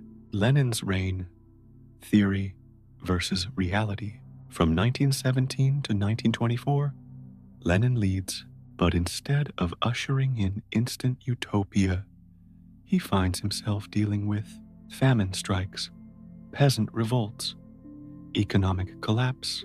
The initial Bolshevik economic policy, known as war communism, went far beyond emergency wartime measures. Private trade was criminalized. Grain was forcibly requisitioned from peasants. Currency was nearly abolished in favor of direct distribution of goods. Factories were nationalized and placed under centralized management. The results were catastrophic. Peasants, seeing their grain seized at gunpoint, reduced their plantings to subsistence levels. When drought struck the Volga region in 1921, there were no reserves to prevent starvation. Workers in cities found that their wages, paid in increasingly worthless rubles, couldn't buy food that wasn't there anyway. Strikes erupted in Petrograd, once the cradle of the revolution. In March 1921, sailors at the Kronstadt naval base, previously stalwart Bolshevik supporters, revolted, demanding Soviets without communists.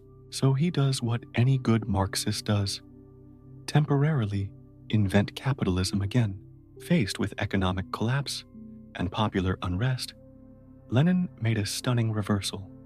In March 1921, he announced the new economic policy, NIP, effectively reintroducing market mechanisms into the Soviet economy. To justify this ideological compromise, he described it as a tactical retreat on the road to socialism. It's called the New Economic Policy, NEP, a strange mix of socialist control and a private trade. Small businesses return. Farmers sell produce. The state tolerates profit. Lenin, the ideological purist, holds his nose. Under the NEP, peasants could sell their surplus after paying a tax in kind. Small-scale private enterprises were permitted in retail trade, light industry, and services. State control remained over commanding heights of the economy, large factories, transport, banking, and foreign trade. The results were immediate and positive. Agricultural production recovered to pre-war levels by 1925. Small shops and restaurants reopened. A new class of private traders, derogatorily called nepmen, emerged, bringing color and commerce back to Soviet cities. But the NEP created ideological contradictions. How could a workers' state allow capitalist exploitation even on a small scale? How could the party maintain revolutionary fervor while embracing bourgeois practices? These tensions were temporarily managed while Lenin lived, but they laid the groundwork for future conflicts. But while he's alive, one thing becomes clear: ideas are great, power is better. The NEP represented Lenin's pragmatic side, but he showed no similar flexibility in politics. While restoring limited economic freedom, he tightened political control. The 10th Party Congress in 1921 banned factional activity within the Communist Party, eliminating the last venue for legitimate political debate. Other parties were outlawed. Independent newspapers were closed. The Cheka, briefly restrained after the Civil War, was reorganized as the GPU, State Political Administration, and continued to suppress dissent. Behind closed doors, another man watches, learns, waits. His name? Joseph Stalin. As Lenin's health deteriorated, a power struggle developed among his potential successors. Trotsky, the brilliant orator and military leader, seemed the natural heir, but he was arrogant and had joined the Bolsheviks late, earning the suspicion of old guard revolutionaries. Grigory Zinoviev and Lev Kamenev controlled the Petrograd and Moscow party organizations, respectively. Nikolai Bukharin emerged as the party's leading theoretician and defender of the NEP. Then there was Stalin, born Yosef Yugashvili in Georgia, a man known more for organizational ability than revolutionary theory. As General Secretary of the Communist Party since 1922, he controlled appointments and membership, gradually placing allies in key positions. Lenin, in his final months, recognized Stalin's dangerous accumulation of power and dictated a testament criticizing him as too rude and recommending his removal. But Lenin died before this document could be widely publicized, and Stalin's allies ensured it remained largely unknown. Stalin rises, the mustache of destiny. Lenin dies in 1924, officially, stroke, unofficially, too much stress, not enough rest, and possibly too much Trotsky. Lenin's death on January 21st, 1924, was genuinely from complications of his strokes, though the stress of revolutionary leadership had undoubtedly aged him prematurely. His body was embalmed and placed in a mausoleum in Red Square, against his widow's wishes, but perfectly suited to the quasi-religious cult of Leninism that developed after his death. He became an icon, literally, as his images replaced religious icons in public buildings and private homes throughout the Soviet Union. Enter Stalin. He wasn't the obvious choice. Others were more eloquent, more revolutionary, more photogenic. But Stalin, he was patient, bureaucratic, ruthless, and extremely good at remembering slights. Stalin's rise to supreme power took 5 years of careful maneuvering. First, he allied with Zinoviev and Kamenev against Trotsky, painting the latter as a factional threat to party unity. Once Trotsky was marginalized, Stalin switched allies, partnering with Bukharin and the right opposition to defeat Zinoviev and Kamenev. Finally, he turned against Bukharin, advocating rapid industrialization and collectivization against the NEP's gradualist approach. Within a few years, rivals are exiled, Trotsky sidelined or executed. Trotsky was first removed from his position as war commissar in 1925, expelled from the Communist Party in 1927, and finally exiled from the Soviet Union in 1929. He spent the rest of his life criticizing Stalin's betrayal of the revolution from abroad, until a Stalinist agent assassinated him with an ice pick in Mexico in 1940. Zinoviev and Kamenev were repeatedly demoted, briefly rehabilitated, then arrested, tried, and executed in the first Moscow show trial of 1936. Bukharin suffered a similar fate in the 1938 trial. Stalin becomes general secretary, and then just the guy, the man, the voice, the judge, the father of nations, the mustache you couldn't escape. By 1929, Stalin had eliminated all significant opposition and established himself as the unquestioned leader of the Soviet Union. Unlike Lenin, who led through persuasion and ideological authority, Stalin ruled through bureaucratic control and fear. He cultivated a carefully crafted image, the wise, modest, tireless servant of the revolution, continuing Lenin's work. Propaganda posters, films, and songs celebrated Stalin, our fighter, Stalin, our leader, creating a personality cult unprecedented in scale and intensity. Industrialization, utopia, powered by coal. In the late 1920s, Stalin launches the first 5-year plan. Stalin's decision to abandon the NEP in favor of rapid industrialization came from both ideological and practical considerations. He believed that the Soviet Union, surrounded by hostile capitalist powers, needed to build military and industrial strength or face destruction. The slogan, "We are 50 or 100 years behind the advanced countries. We must make good this distance in 10 years. Either we do it, or we shall be crushed. Reflected this siege mentality. Slogans go up, machines go out. The people are told, we are building socialism with steel, sweat, and zero bathroom breaks. The first 5-year plan, 1928 to 1932, set impossibly ambitious targets for industrial growth, 250% increases in overall industrial development, and 330% in heavy industry. Enormous projects became symbols of socialist construction.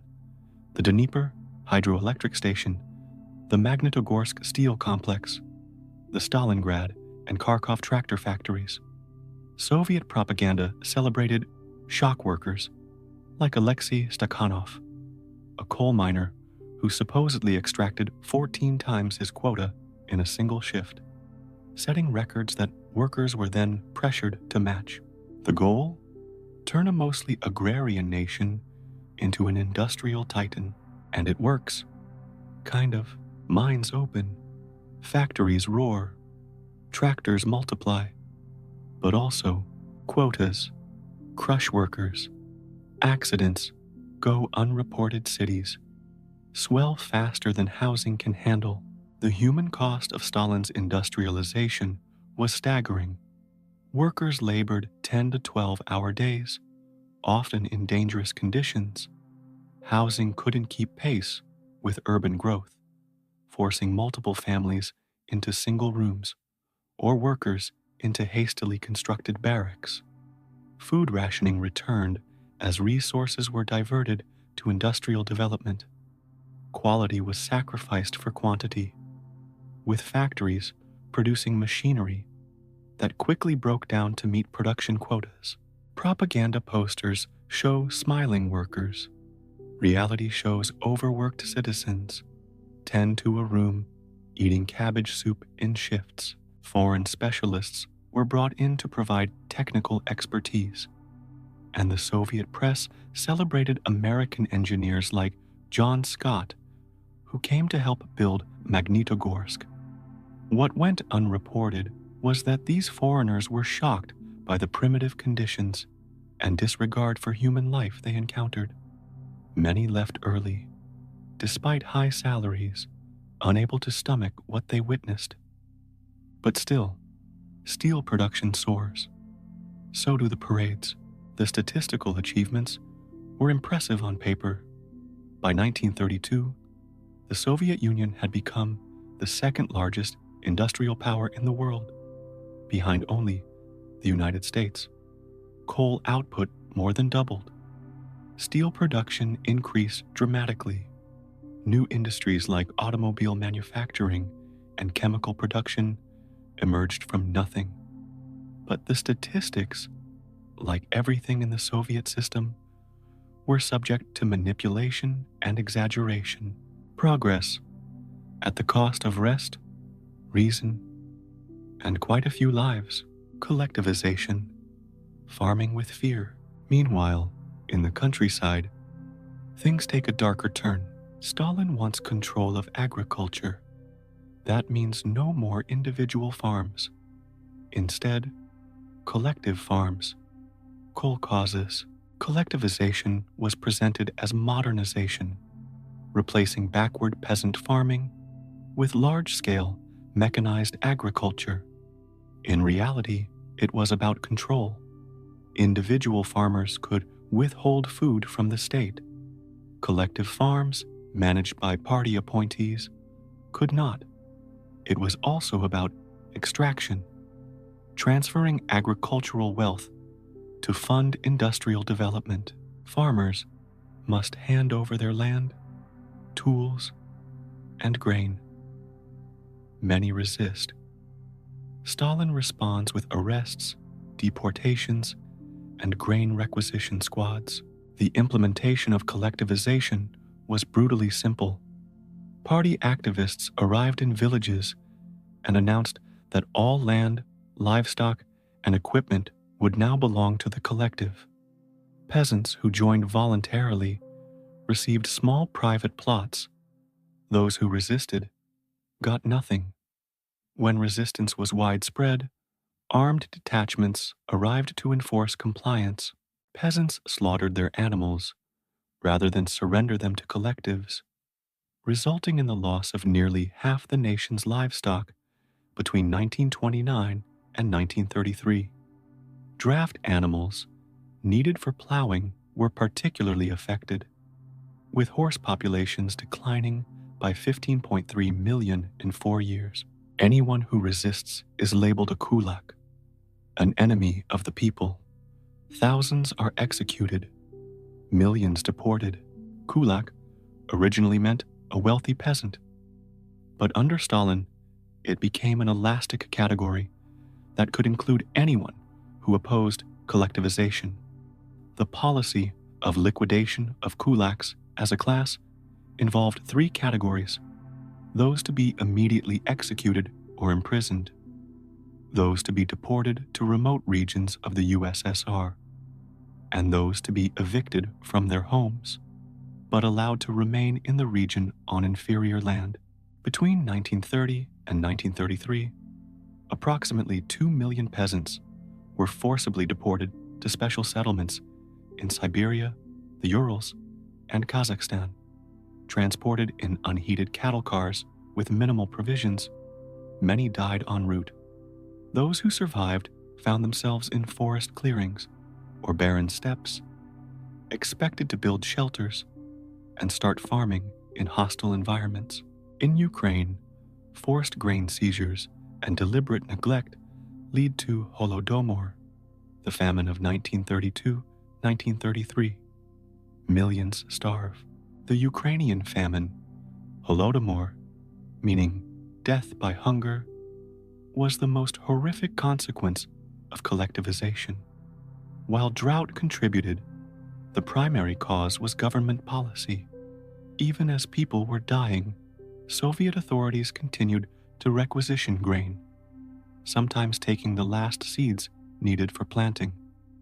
Borders between Ukraine and Russia were sealed to prevent starving peasants from seeking food elsewhere.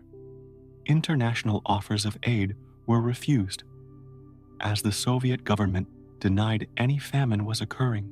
Officially, it's never mentioned. Privately, people survive on bark, weeds, and hope. Survivors described unimaginable horrors: corpses in streets, children with swollen bellies, cases of cannibalism. Villages lost half their population. The death toll, long disputed, is now estimated at 3.9 million in Ukraine alone, with another 2 million deaths in Kazakhstan, the North Caucasus, and the Volga region. The famine broke the spirit of peasant resistance, allowing collectivization to proceed largely unchallenged thereafter. Stalin's message is clear: produce for the state, or don't produce at all. The Great Purge, paranoia in uniform. By the mid-1930s, Stalin trusts no one. The assassination of Sergei Kirov, Leningrad Party chief and Stalin loyalist, in December 1934, provided the pretext for what became known as the Great Purge, or the Great Terror. Whether Stalin orchestrated Kirov's murder, as many historians suspect, or merely exploited it, the result was the same: a wave of repression that would decimate the Soviet elite and terrorize the general population. And so begins the Great Purge. He targets enemies, real or imagined, party members, military leaders, scientists, poets, teachers, janitors. The purges followed a pattern. First came the denunciation, sometimes from colleagues, sometimes extracted through torture from those already arrested. Then arrest, typically at night. Interrogation followed, often involving sleep deprivation, beatings, and threats to family members. Eventually, the prisoner would confess to whatever crimes the NKVD, successor to the GPU, dictated, typically counter-revolutionary activities. espionage, or Trotskyist plotting. Show trials become theater, confessions are extracted, executions are scheduled like train timetables. The Moscow show trials of 1936 to 1938 were carefully staged spectacles where once powerful Bolsheviks confessed to outlandish crimes, plotting with Trotsky, collaborating with Nazi Germany and Imperial Japan, planning to assassinate Stalin and restore capitalism. The defendants, men like Zinoviev, Kamenev, and Bukharin, who had been Lenin's comrades, appeared hollow-eyed in court, reciting implausible confessions before being led away to execution. Beyond the high-profile targets, the purges swept through all levels of Soviet society. The terror was deliberately unpredictable, striking loyal Stalinists as readily as potential oppositionists. In factories, quotas for arrests were established just like production quotas. In apartment buildings, denunciations became a way to settle personal scores or obtain a neighbor's room. The system incentivized betrayal. Those who reported enemies might be rewarded, while those who defended them became suspects themselves. The military purge was particularly devastating.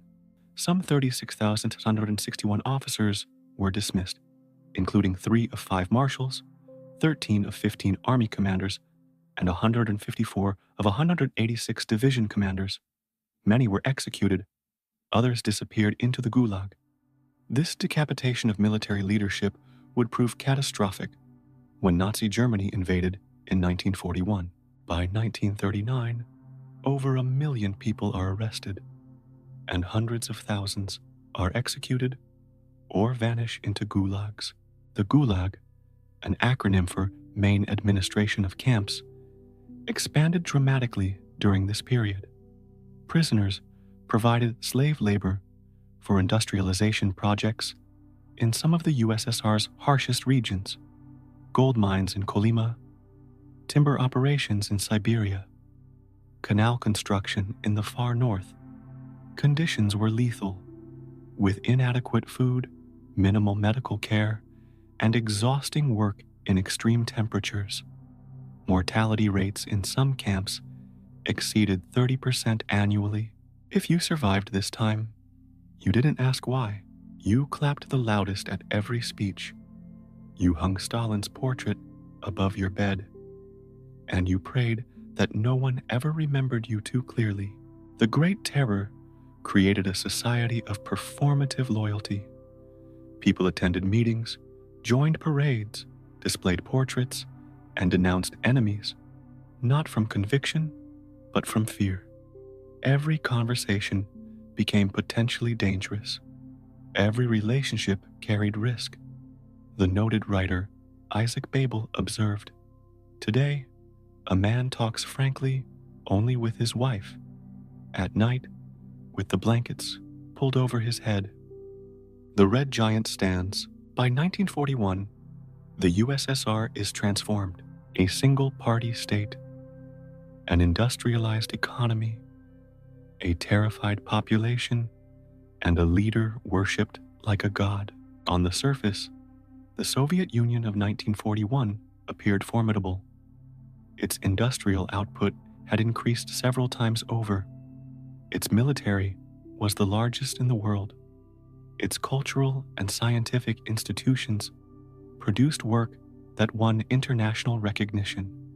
Its propaganda depicted a unified, enthusiastic population building socialism under their beloved leader's guidance. To the outside world, it's a marvel. Inside, a maze of silence, fear, and cement. But the revolution has succeeded. Technically, the czars are gone. The capitalists fled or were shot, and in their place stands a red giant, exhausted, steel-clad, and not yet ready for what's coming next. World War II.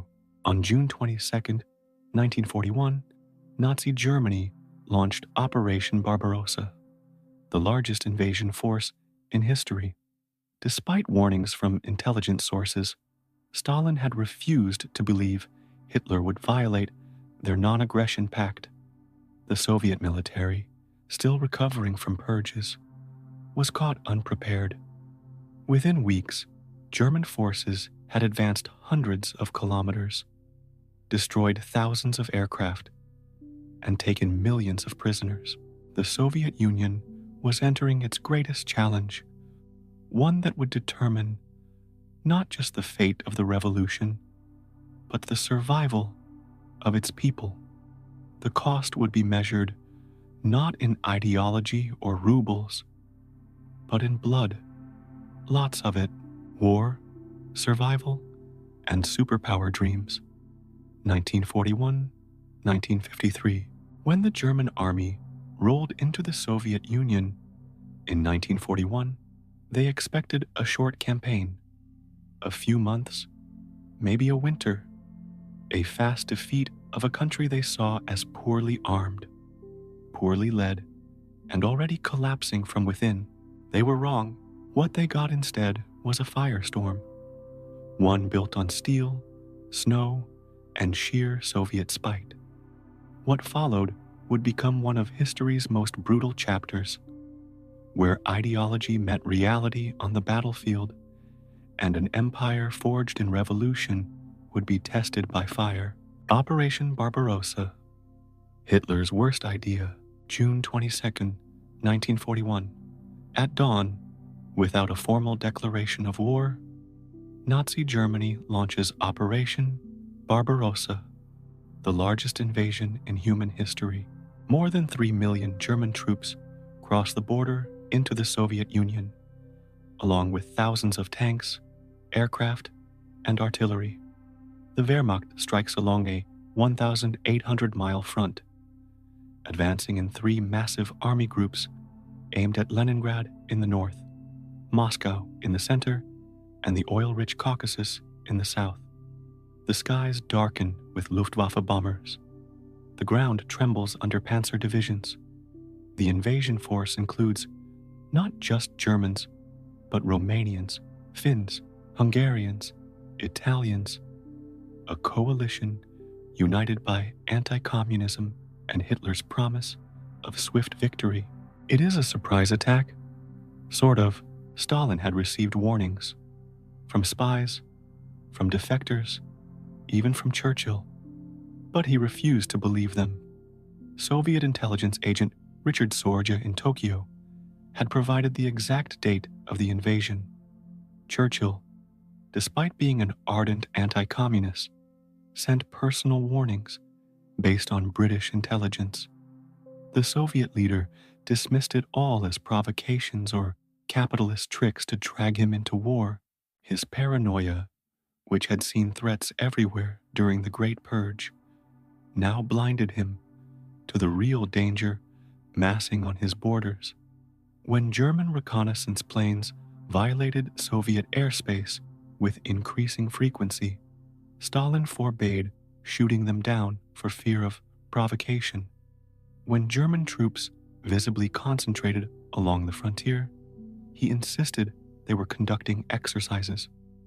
Even as the final hours ticked down, trainloads of Soviet raw materials were still being shipped to Germany under their 1939 trade agreements. Maybe he thought Hitler wouldn't be that reckless.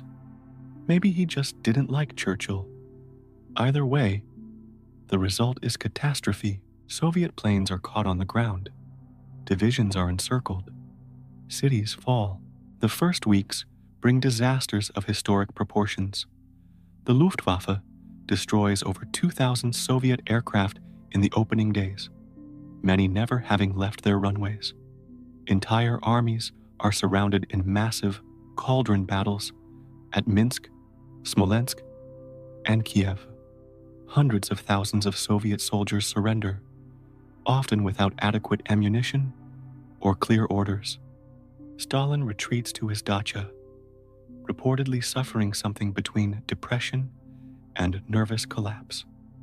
When his ministers come looking for him, expecting execution for failure.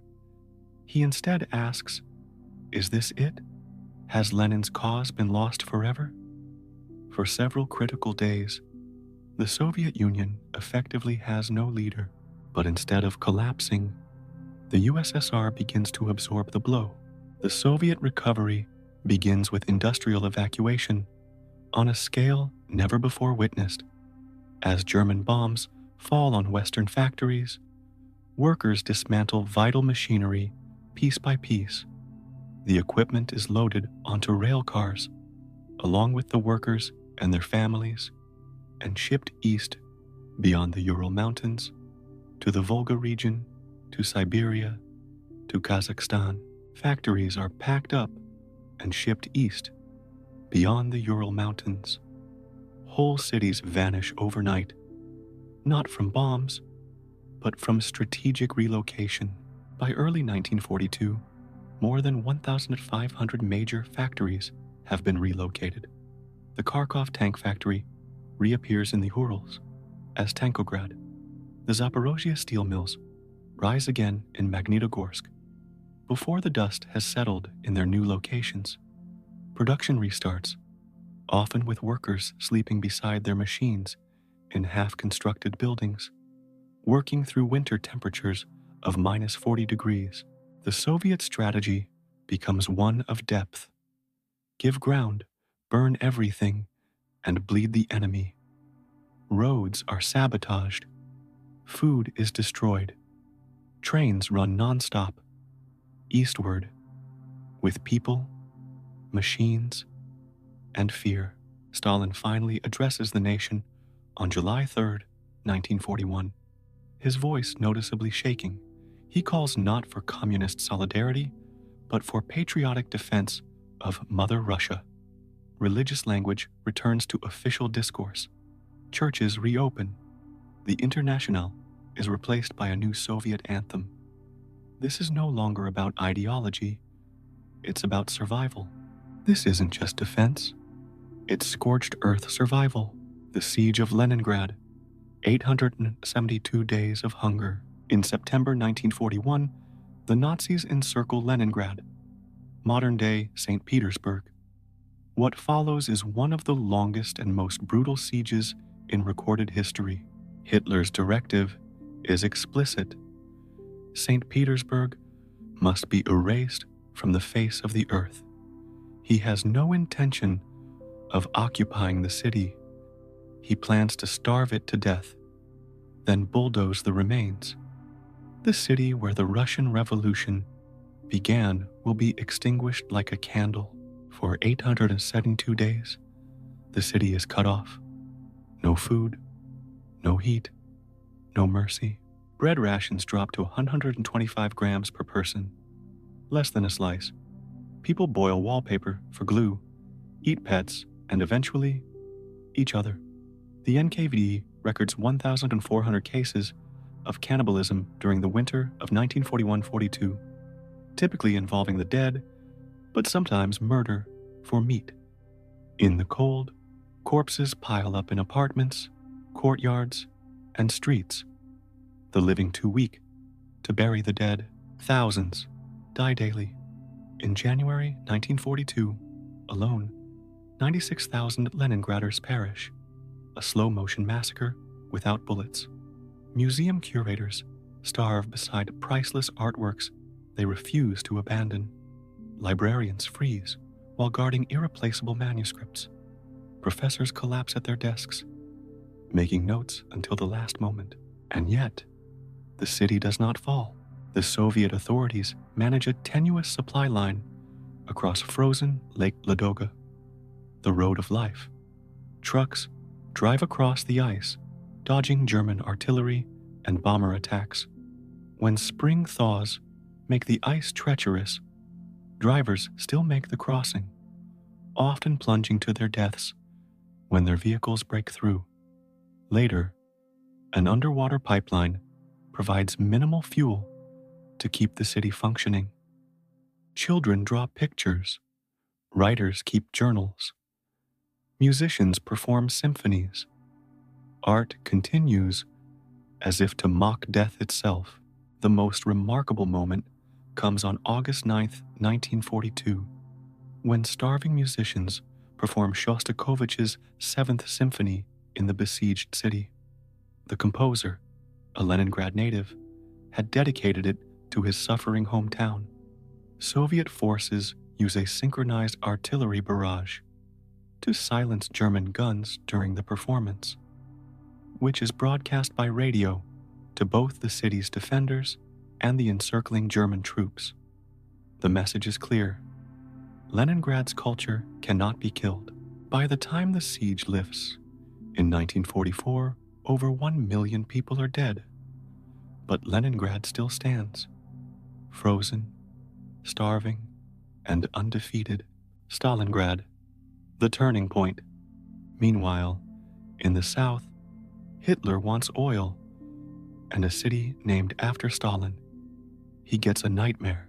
The Battle of Stalingrad, 1942-1943, becomes the bloodiest confrontation of World War II. After initial successes in the Caucasus, Hitler diverts forces to capture Stalingrad, a major industrial center on the Volga River. The city has both strategic value and symbolic significance due to its name. For Hitler, taking Stalin's city would be a psychological blow to the Soviet leader. For Stalin, losing it is unthinkable. Fought building by building, brick by brick, it's less like warfare and more like apocalypse by attrition. German and Soviet troops fight in basements, factories, stairwells. Rats are afraid. Generals weep. The combat becomes surreally intimate. Soldiers fight room to room, often unable to see their enemies. Soviet defenders hold individual factory workshops for weeks. The average lifespan of a Soviet rifleman in Stalingrad is 24 hours. A German soldier might last a week. Snipers on both sides turn the ruins into hunting grounds. The famous Soviet sniper Vasily Zaitsev claims 225 kills during the battle. Stalin's order, number 2227, not one step back, makes retreat punishable by death. Special NKVD blocking detachments are positioned behind Soviet lines to shoot anyone falling back. Meanwhile, the city's civilian population becomes part of the defense, with factory workers continuing production even as fighting rages around them. Soviet forces surround the German Sixth Army. Hitler tells them to fight to the last man.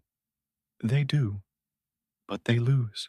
The Soviet counteroffensive, Operation Uranus, launches on November 19th, 1942. Soviet forces, including fresh Siberian divisions accustomed to winter warfare, encircle the German Sixth Army and supporting Romanian units. Hitler forbids any breakout attempt. Reichsmarshal Hermann Göring promises to supply the trapped army by air, a logistical impossibility that condemns them to slow starvation. As temperatures plunge to minus 30 degrees Celsius, German soldiers freeze in summer uniforms. Ammunition runs low. Food becomes scarce. Horses are eaten, then dogs, then boot leather. Wounded men freeze to death in field hospitals without heat. The last German message from Stalingrad reads, "Russians at the door. We are preparing final destruction. Over 2 million casualties later, the tide turns." Stalingrad marks the beginning of Germany's retreat and the start of the USSR's path to revenge. Field Marshal Friedrich Paulus surrenders on February 2nd, 1943, defying Hitler's order to fight to the death. Of the 91,000 Germans taken prisoner, barely 5,000 will ever return to Germany. Most die in Soviet captivity from malnutrition, disease, and forced labor. Stalingrad becomes the psychological turning point of the war. For the first time, the myth of German invincibility is shattered, while Soviet confidence soars. Total war, The home front at gunpoint, while soldiers die in trenches, civilians work in factories for 12 hours, 14 hours, 16 hours a day. The Soviet war economy operates on the principle that everything and everyone belongs to the war effort. Workers who arrive late face criminal penalties. Absenteeism is considered sabotage. Factory directors who fail to meet quotas risk execution as wreckers. Children collect metal. Women weld tanks. Grandmothers sew uniforms. The state demands everything, and it gets it. Women become the backbone of the industrial workforce as men leave for the front. They operate cranes, drive tractors, mine coal, and pour molten steel. By 1944, women constitute 85% of collective farm workers and 55% of urban industrial workers. The slogan goes, men to the front, women to the factories. Food is rationed. Luxury disappears. Propaganda ramps up. The average wartime civilian diet consists of black bread, cabbage soup, and whatever can be grown in small victory gardens. Urban residents receive ration cards based on their occupation, with the heaviest physical laborers getting the most food, children, and the elderly the least. Even with rationing, millions of civilians die of malnutrition and related diseases. You don't complain. You sing songs about tractors. You write poetry about grenades. Because to lose is to vanish. To win is to survive. The Soviet propaganda machine shifts from promoting communist ideology to stoking patriotic fury. Ilya Ehrenberg, the most widely read Soviet war correspondent, writes articles with titles like "Kill the German" and "The Germans Are Not Human." The State Defense Committee, headed by Stalin with absolute power, directs every aspect of the war effort, from military strategy to soap production. The Soviet war machine, fueled by fear and desperation, produces more tanks, more planes, and more blood than anyone imagined possible.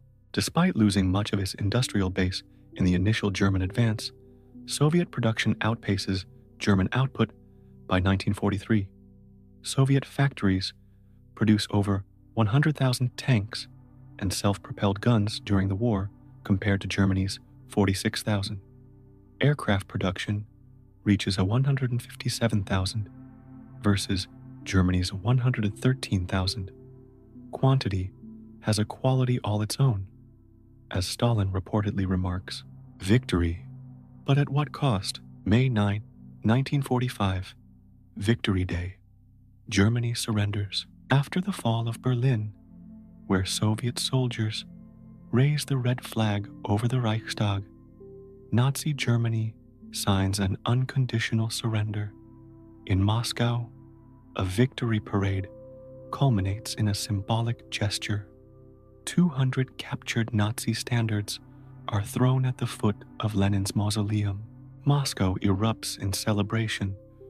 Fireworks, parades, tears, but the cost is unbearable. 27 million Soviet citizens are dead. Entire villages are gone. Cities lie in ruins. Families are shattered beyond recognition. The human toll defies comprehension. Belarus loses a quarter of its population. Ukraine sees over 700 towns completely destroyed. Leningrad suffers 1.1 million civilian deaths. Thousands of villages simply cease to exist. Their entire populations massacred or deported for slave labor. Some 25 million people are homeless. No household is untouched. The material destruction is equally staggering. Nearly 32,000 factories are destroyed. 70,000 villages and 1,700 towns lie in ruins. Railway lines, bridges, mines, and power stations are systematically demolished. In occupied territories, The Germans implement a scorched earth policy during their retreat, destroying anything that might be useful to the advancing Soviets. And yet, the USSR has emerged not just alive, but ascendant. They raise their flag over Berlin. They earn a seat at the table of world powers. They become, whether the world likes it or not, a superpower. The Soviet Union's territorial gains are substantial. The Baltic states, annexed in 1940, are reincorporated. Parts of Romania, Finland, and Poland are absorbed. Soviet influence extends across Eastern Europe, where communist governments friendly to Moscow are established. At Yalta and Potsdam, Stalin negotiates as an equal with Roosevelt and Churchill, determining the shape of post-war Europe. Enter the atomic age. As the Cold War dawns, a new threat appears: nuclear weapons. The Americans used them first, on Hiroshima and Nagasaki. Stalin takes the hint. The Soviet atomic program, begun tentatively before the war, accelerates dramatically after Hiroshima. Stalin places Lavrentiy Beria, head of the Soviet secret police, in charge, telling him his neck depends on results. Soviet spies, including Klaus Fuchs and Julius Rosenberg, provide critical intelligence from the American Manhattan Project. Thousands of German scientists are forcibly relocated to the USSR to contribute their expertise. In 1949, the USSR detonates its first atomic bomb. The arms race begins. The test, codenamed First Lightning, takes place at a remote site in Kazakhstan. The American monopoly on nuclear weapons ends 4 years sooner than Western intelligence predicted. President Truman's announcement of the Soviet test increases Cold War tensions overnight.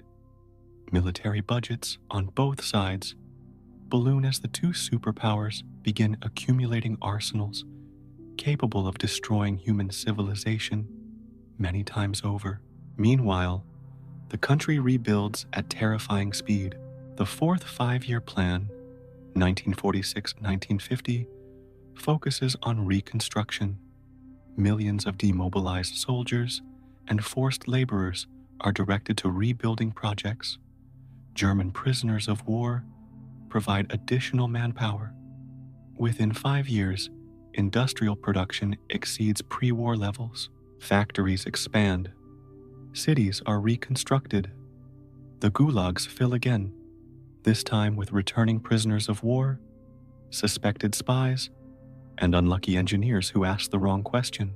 Soviet soldiers who had seen the West firsthand, even under wartime conditions, return with dangerous knowledge about life outside the USSR. Those who had been captured by Germans are viewed with particular suspicion. Of the approximately 1.8 million Soviet POWs who survived German captivity, many are sent directly to filtration camps and then to the Gulag. Their crime: surrendering instead of fighting to the death. Stalin wants loyalty. Stalin wants speed. Stalin wants monuments. The post-war years see intensified ideological control. The Zhdanovshchina campaign targets writers, artists, and intellectuals accused of kowtowing to the West. Scientists who had international contacts during the war fall under suspicion. Genetics is denounced as a bourgeois pseudoscience. Jewish intellectuals face increasing persecution as rootless cosmopolitans. Massive construction projects transform urban landscapes. Moscow's skyline gains 7 Gothic skyscrapers known as Stalin's Seven Sisters. The Moscow metro expands with marble-clad stations that look like underground palaces. Monumental architecture emphasizes Soviet power while providing visible symbols of recovery. And he gets all three. The death of Stalin. A pause in the fear. March 5th, 1953. Stalin dies. The 74-year-old dictator suffers a cerebral hemorrhage and lies partially paralyzed for several days before dying. His inner circle, Beria, Malenkov, Khrushchev, Molotov, delay seeking medical help, either from fear or calculation. When doctors finally arrive, they find the leader lying in his own urine, having been unconscious for hours. Official cause, stroke. Unofficial cause, karma. The nation pauses. People cry. Some for real, some just in case someone is watching. The death of a leader who had ruled for a quarter century creates genuine grief among many citizens who knew no other authority. Massive crowds at the funeral result in stampedes that kill dozens. Across the communist world, mandatory mourning takes place. In the Gulag, many prisoners weep, not from sorrow, but from fear of what might come next. Power begins to shift. Secret meetings, nervous whispers. Khrushchev rises. The succession struggle begins immediately. Lavrenti Beria, feared head of the secret police, seems initially to take control, releasing some prisoners and suggesting reforms. But his colleagues, terrified of his ambitions, conspire against him. In a secret operation, Marshal Zhukov's troops arrest Beria during a presidium meeting. After a hasty secret trial, he is executed, shot in the forehead, just as he had ordered for countless others. Georgy Malenkov briefly emerges as Stalin's successor, but proves unable to consolidate power. Nikita Khrushchev, seemingly a political lightweight, outmaneuvers his rivals through a combination of cunning, populist appeal, and support from the military. And with that, the USSR enters a new era. Still a dictatorship, still a superpower, but for the first time in decades, maybe, just maybe, a little less afraid. The Soviet Union of 1953 stands at a crossroads. Its sacrifices during the Great Patriotic War have earned it international respect and vast territorial gains. Its rapid development of nuclear weapons has made it a military superpower. Yet internally, it remains traumatized by war, by terror, by deprivation. The coming years will bring tentative reforms under Khrushchev, including his secret speech denouncing Stalin's crimes. But the fundamental nature of the Soviet system, its one-party rule, its command economy, its suspicion of the outside world, will remain intact. The Soviet colossus, forged in revolution and tempered by war, now casts its shadow across half the globe, from Sputnik to collapse. 1953, 1991, when Stalin finally died in 1953, the nation exhaled, slowly, carefully, and only after making sure no one was listening. After decades of purges, paranoia, and portraits glaring down from every wall, the USSR found itself in uncharted territory. What now? The coming decades would witness an extraordinary arc, from the Soviet Union's zenith as a global superpower to its unexpected collapse. This is the story of how a regime born in revolution and hardened through war ultimately crumbled under its own contradictions.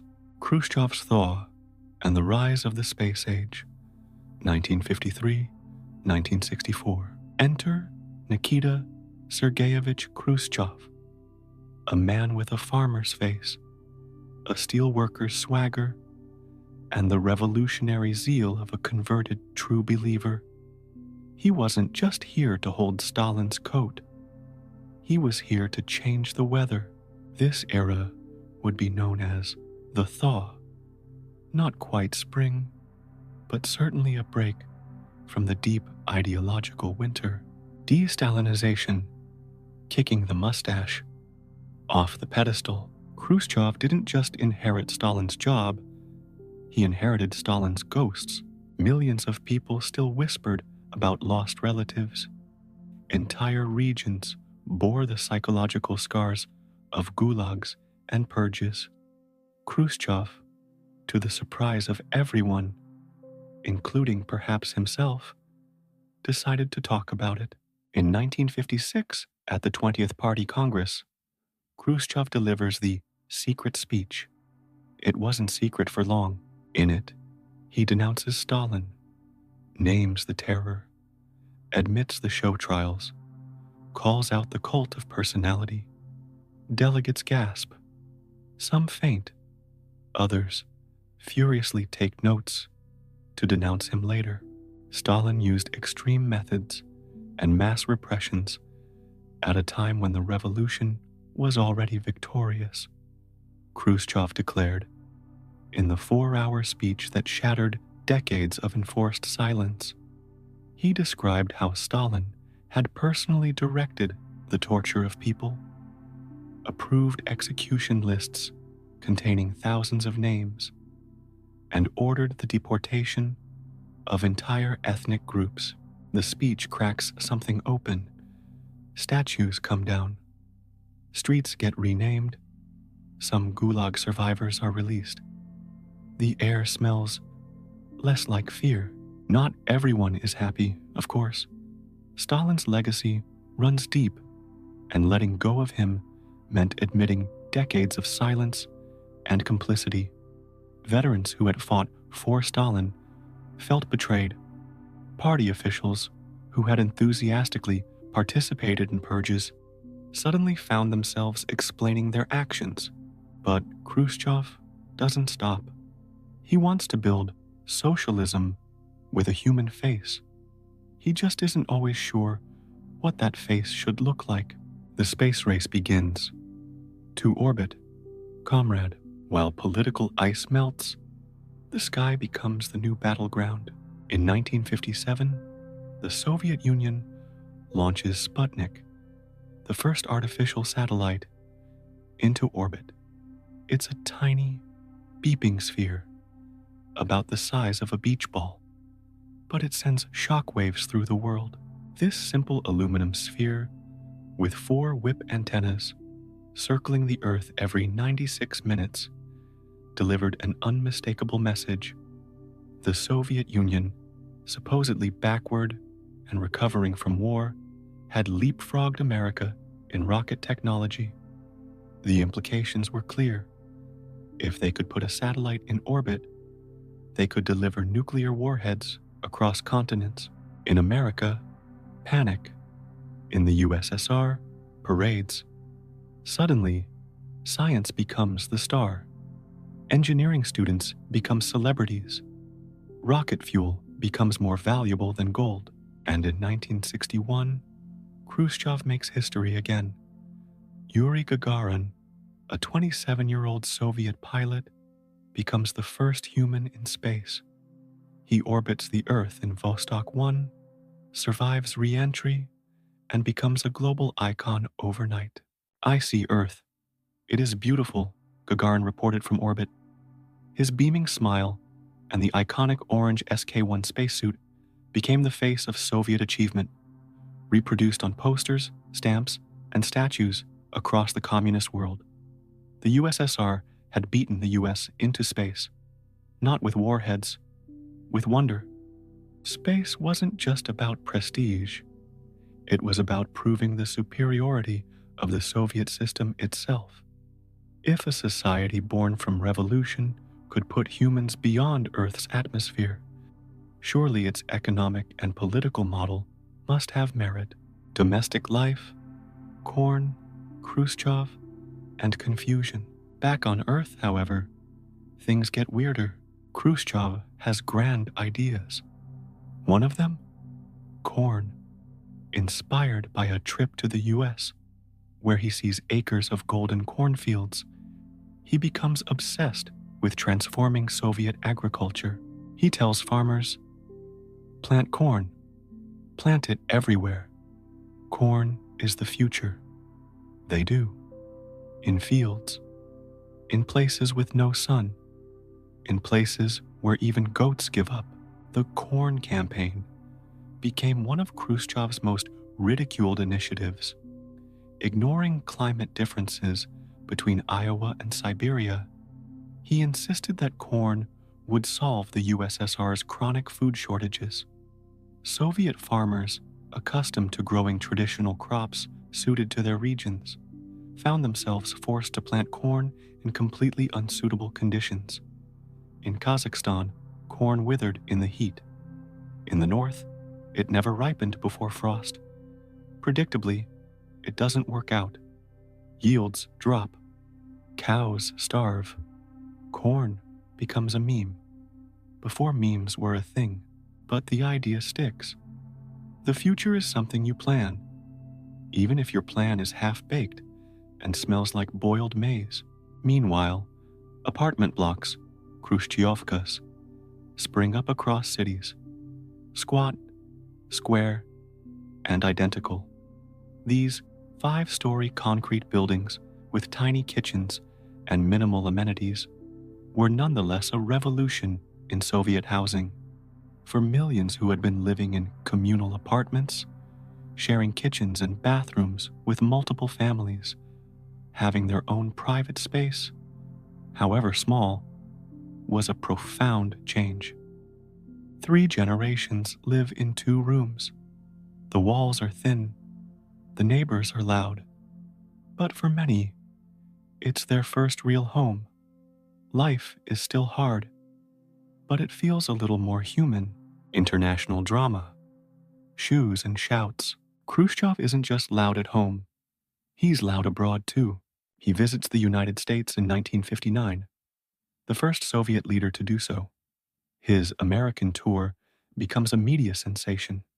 He tours Iowa farms, argues with executives at a Hollywood film studio, and famously fumes when denied entry to Disneyland for security reasons.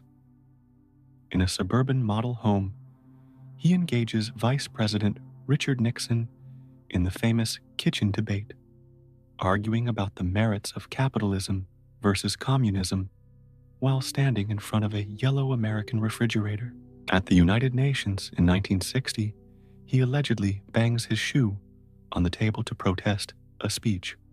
Eyewitnesses differ on whether he actually removed his shoe or merely banged his fist, but the image of an enraged Khrushchev threatening, "We will bury you," became emblematic of Cold War tensions.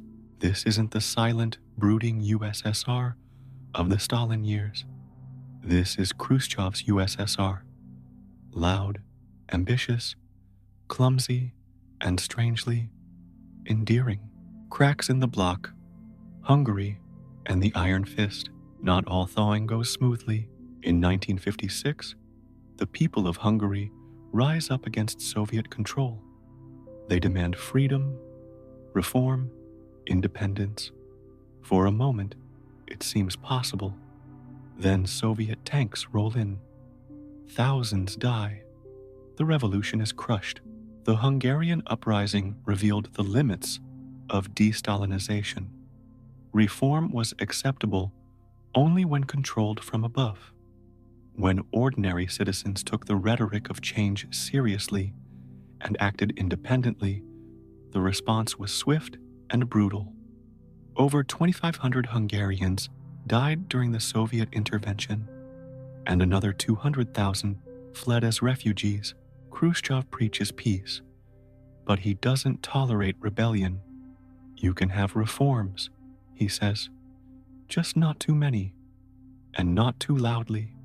The message is clear.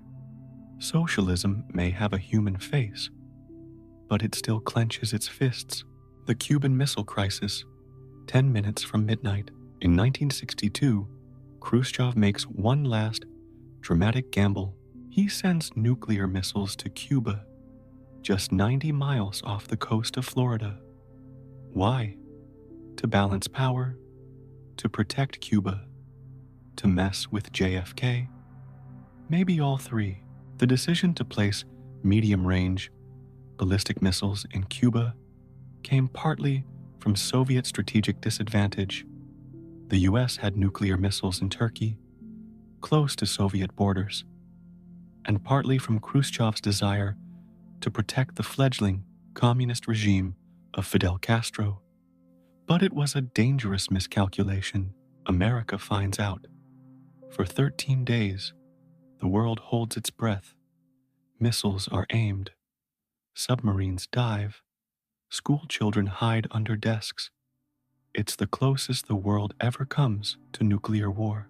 At the moment of maximum tension, both sides looked into the abyss of nuclear annihilation and stepped back. Khrushchev agreed to remove the missiles in exchange for Kennedy's public pledge not to invade Cuba and a secret promise to remove American missiles from Turkey. In the end, both sides back down. Khrushchev removes the missiles. Kennedy promises not to invade Cuba. The world exhales. Just barely. Khrushchev calls it a win. The party calls it a problem. The end of Khrushchev. Corn, courage, and curtain calls. By 1964, Khrushchev is worn out. His impulsive style, endless reforms, and failed economic promises wear thin with the party elite. His agricultural schemes have flopped. His foreign policy adventures have nearly triggered nuclear war, and his attempts to reduce military spending have alienated powerful interests within the Soviet establishment. On October 14, 1964, while Khrushchev is on vacation in Crimea, the Central Committee votes to remove him from power. Unlike earlier leadership transitions, there is no arrest, no show trial, no exile to Siberia. He's quietly removed. No trial, no exile, just retirement, with a pension and a sharp drop in newspaper mentions. But he leaves behind a different USSR, one that questions authority a little, one that reaches for the stars, one that, for a brief moment, seemed to soften.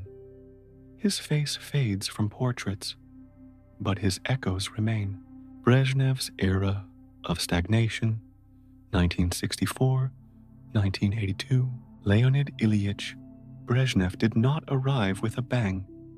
He arrived like a couch, heavy, quiet, and determined to stay put. After Khrushchev's dramatic rise and chaotic fall, the Soviet leadership decided they'd had enough improvisation. They wanted order, predictability, someone who would smile, nod, and avoid world-ending crises over corn. They found him in Brezhnev, the stability contract. Don't rock the boat. From the mid-1960s to the early 1980s, the USSR entered what is often called the era of stagnation, though at the time it was sold as the era of stability. Here was the deal. The party won't reform, the economy won't change much, but your life, it will stay steady. For millions of Soviet citizens, that sounded okay. After decades of terror, war, and upheaval, the promise of a stable, if boring, life was welcome. The social contract became clear. Citizens would pretend to support the system, and the state would pretend not to notice their private doubts. In return, everyone received guaranteed employment, free education, free health care, and heavily subsidized housing. Bread might be gray, the buses late, but the streets were safe. The rent was cheap, and nobody disappeared in the middle of the night. As often, it was socialism with slippers, but under the surface, the cracks were growing. The command economy, building without asking. Under Brezhnev, the economy chugged along like a tractor, with half its engine missing. Central planning ruled everything. Want a new factory? Fill out 47 forms. Want shoes? Here's one style in 2 sizes. Want innovation? Please consult your 5-year plan. The system rewarded quantity not quality. So factories overproduced junk to meet quotas. Nails too heavy, windows that don't open, radios that explode. Perfect. You hit your target. The command economy's structural flaws became increasingly apparent. Enterprises focused on meeting numerical targets rather than responding to actual needs. A factory might proudly announce fulfilling its quota of nails by weight by producing a small number of enormous, unusable nails. A furniture factory might meet its production quota while creating chairs nobody wanted. Housing continued to expand. So did basic services, but innovation slowed. Consumer goods were rare, and underground jokes, anecdote, became a national pastime. They pretend to pay us, and we pretend to work. Foreign policy. Tanks first, questions later. While Brezhnev didn't change much domestically, he flexed hard abroad. In 1968, when Czechoslovakia tried to reform communism with a human face, in a moment known as the Prague Spring, Brezhnev sent tanks. "You can have your spring," he said, "just not in my backyard." The crushing of the Prague Spring came as a particular shock because it targeted not anti-communist rebels, but reformist Communist Party members who wanted socialism with a human face. Alexander Dubček's government had begun allowing freedom of speech, easing censorship, and introducing limited market reforms while maintaining Communist Party leadership. For Brezhnev, even these modest changes were too threatening. This gave birth to the Brezhnev Doctrine. Any threat to socialism in one country is a threat to all. Translation: if you're in our club, you can't leave. Ever. The Soviet military kept growing. So did the KGB. And Brezhnev, with his medals and eyebrows, became the face of strength, if not flexibility. The space race continues. Glory, gravity, and glitches. The USSR continued to lead in space.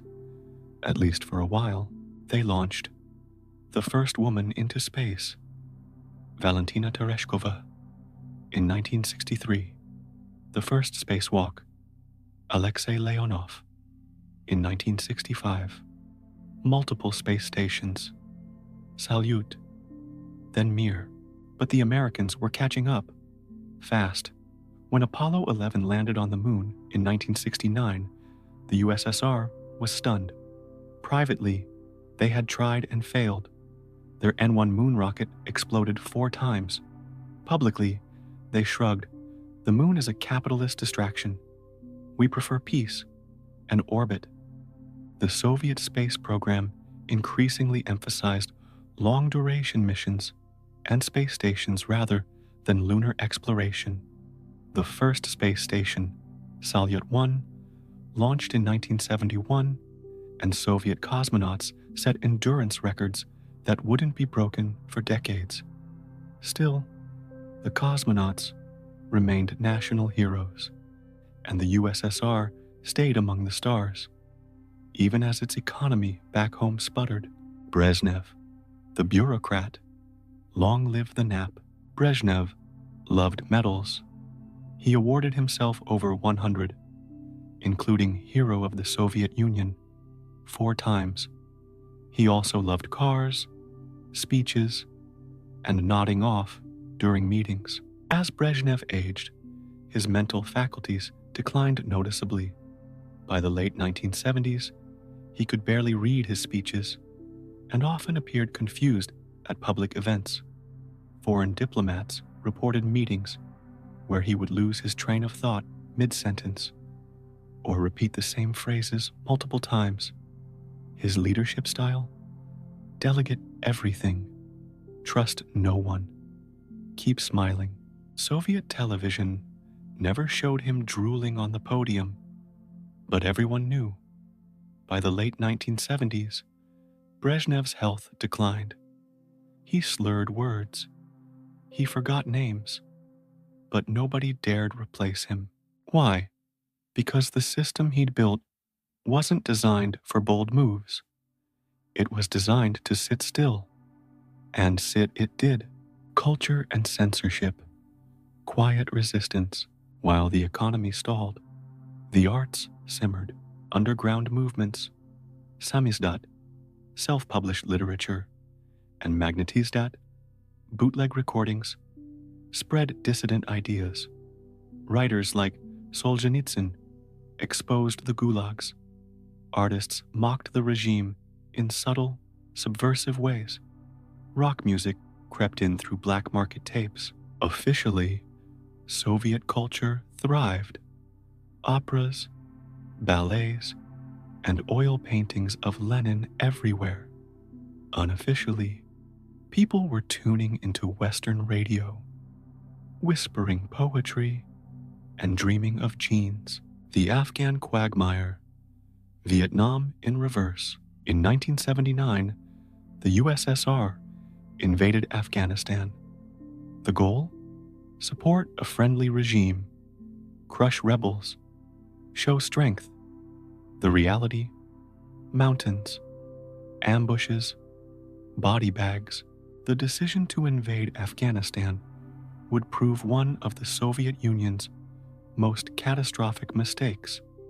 Initially presented as a limited operation to support a friendly, communist government, it degenerated into a bloody counterinsurgency against determined mujahideen fighters supported by the United States, Saudi Arabia, and Pakistan.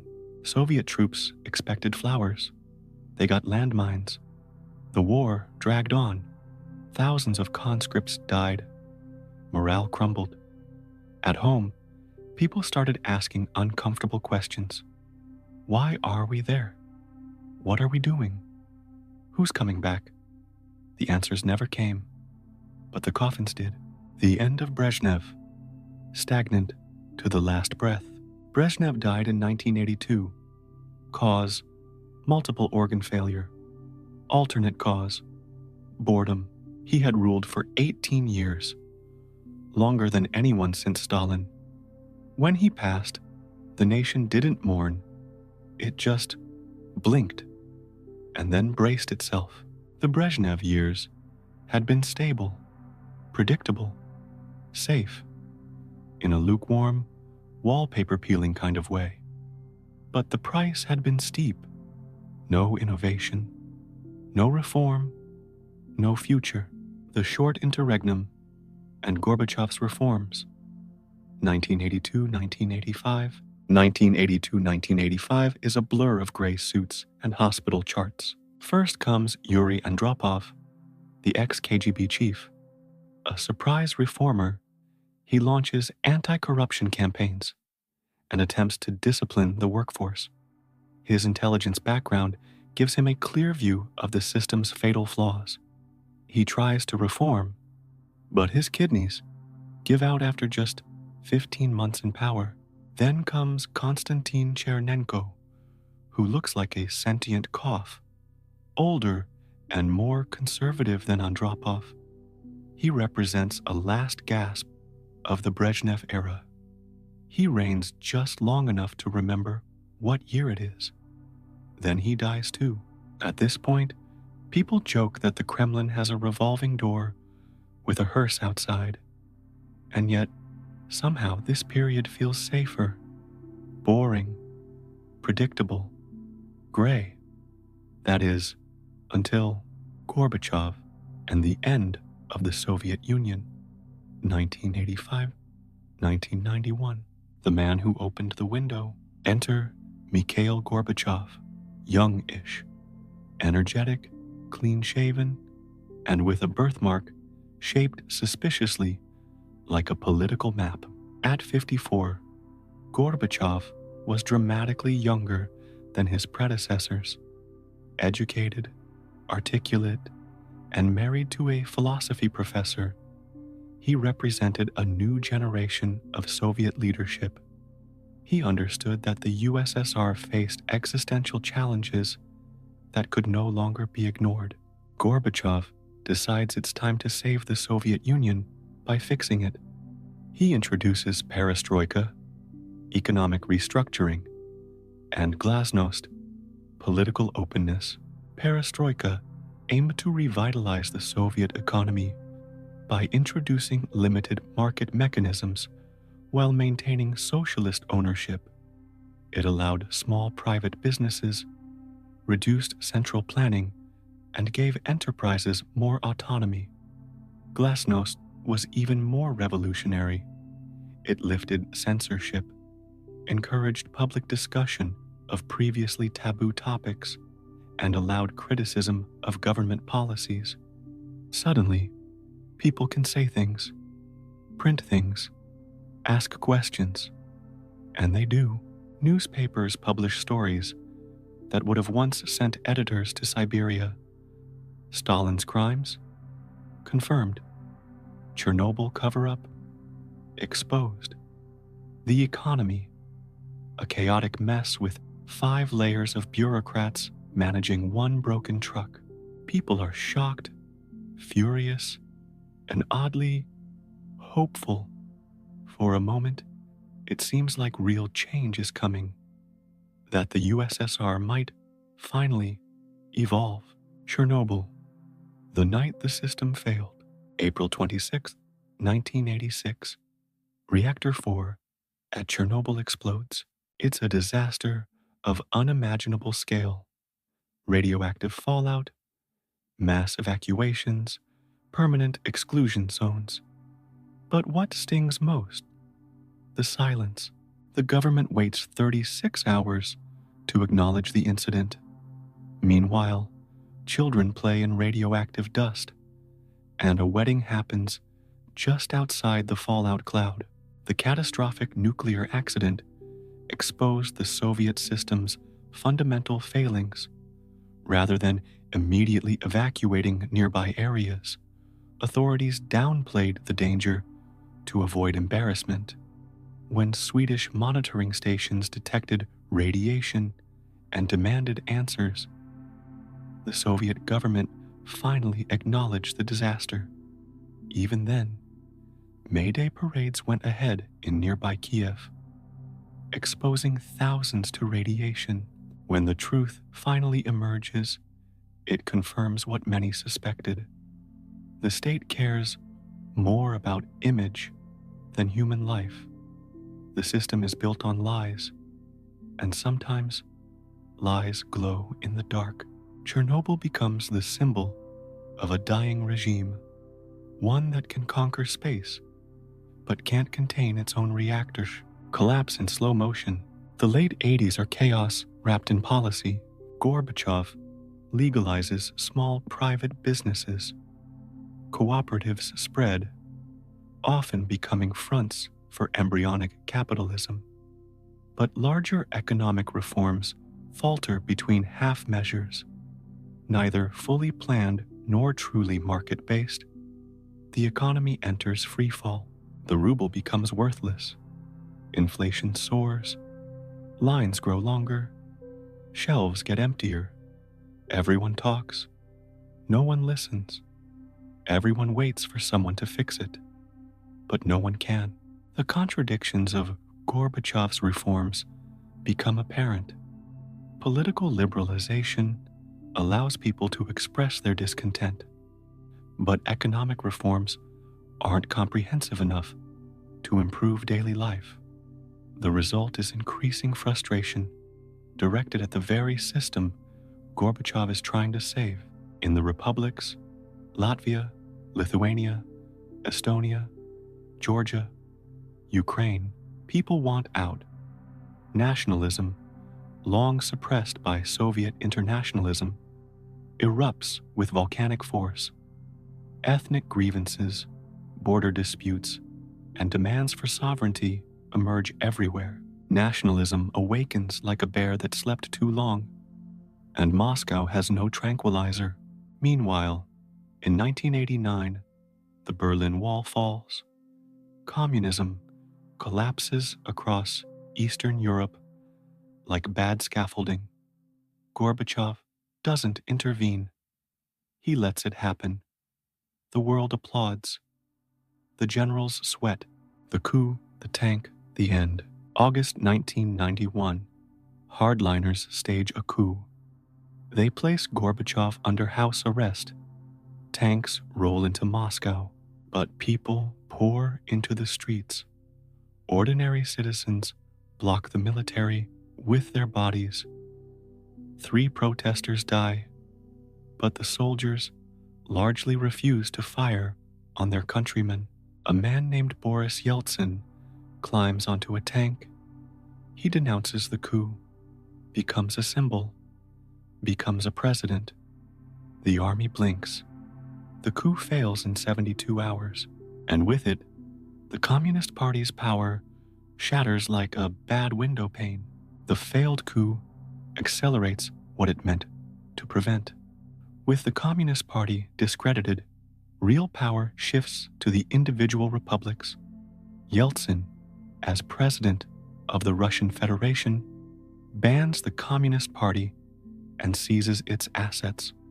One by one, the republics declare independence. By December 1991, the Soviet Union is officially gone. 15 republics declare independence. Flags change, money changes, maps change. On December 25th, 1991, Gorbachev resigns. The hammer and sickle flag comes down from the Kremlin, and the USSR, the world's second superpower, ceases to exist. Final reflection: space glory, grocery despair. The USSR made it to space. They sent a dog, a man, a woman, satellites, and stations beyond Earth's grasp. But back home, women still queued for soap, men still bribed for spare parts, families still shared one room and one hope. Maybe next year would be better. The Soviet dream reached the stars, but it collapsed under the weight of its own contradictions. You can control speech.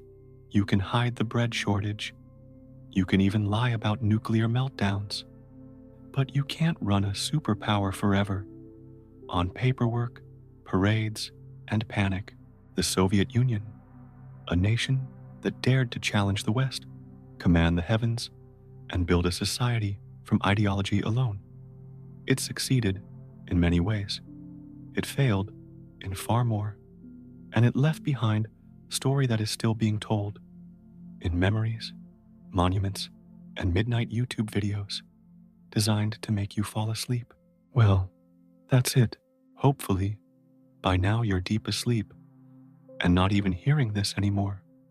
But just in case, if you're one of the brave few still awake, sacrificing your future punctuality at school or work for the sake of late-night Soviet nostalgia, let's see how many of you there are.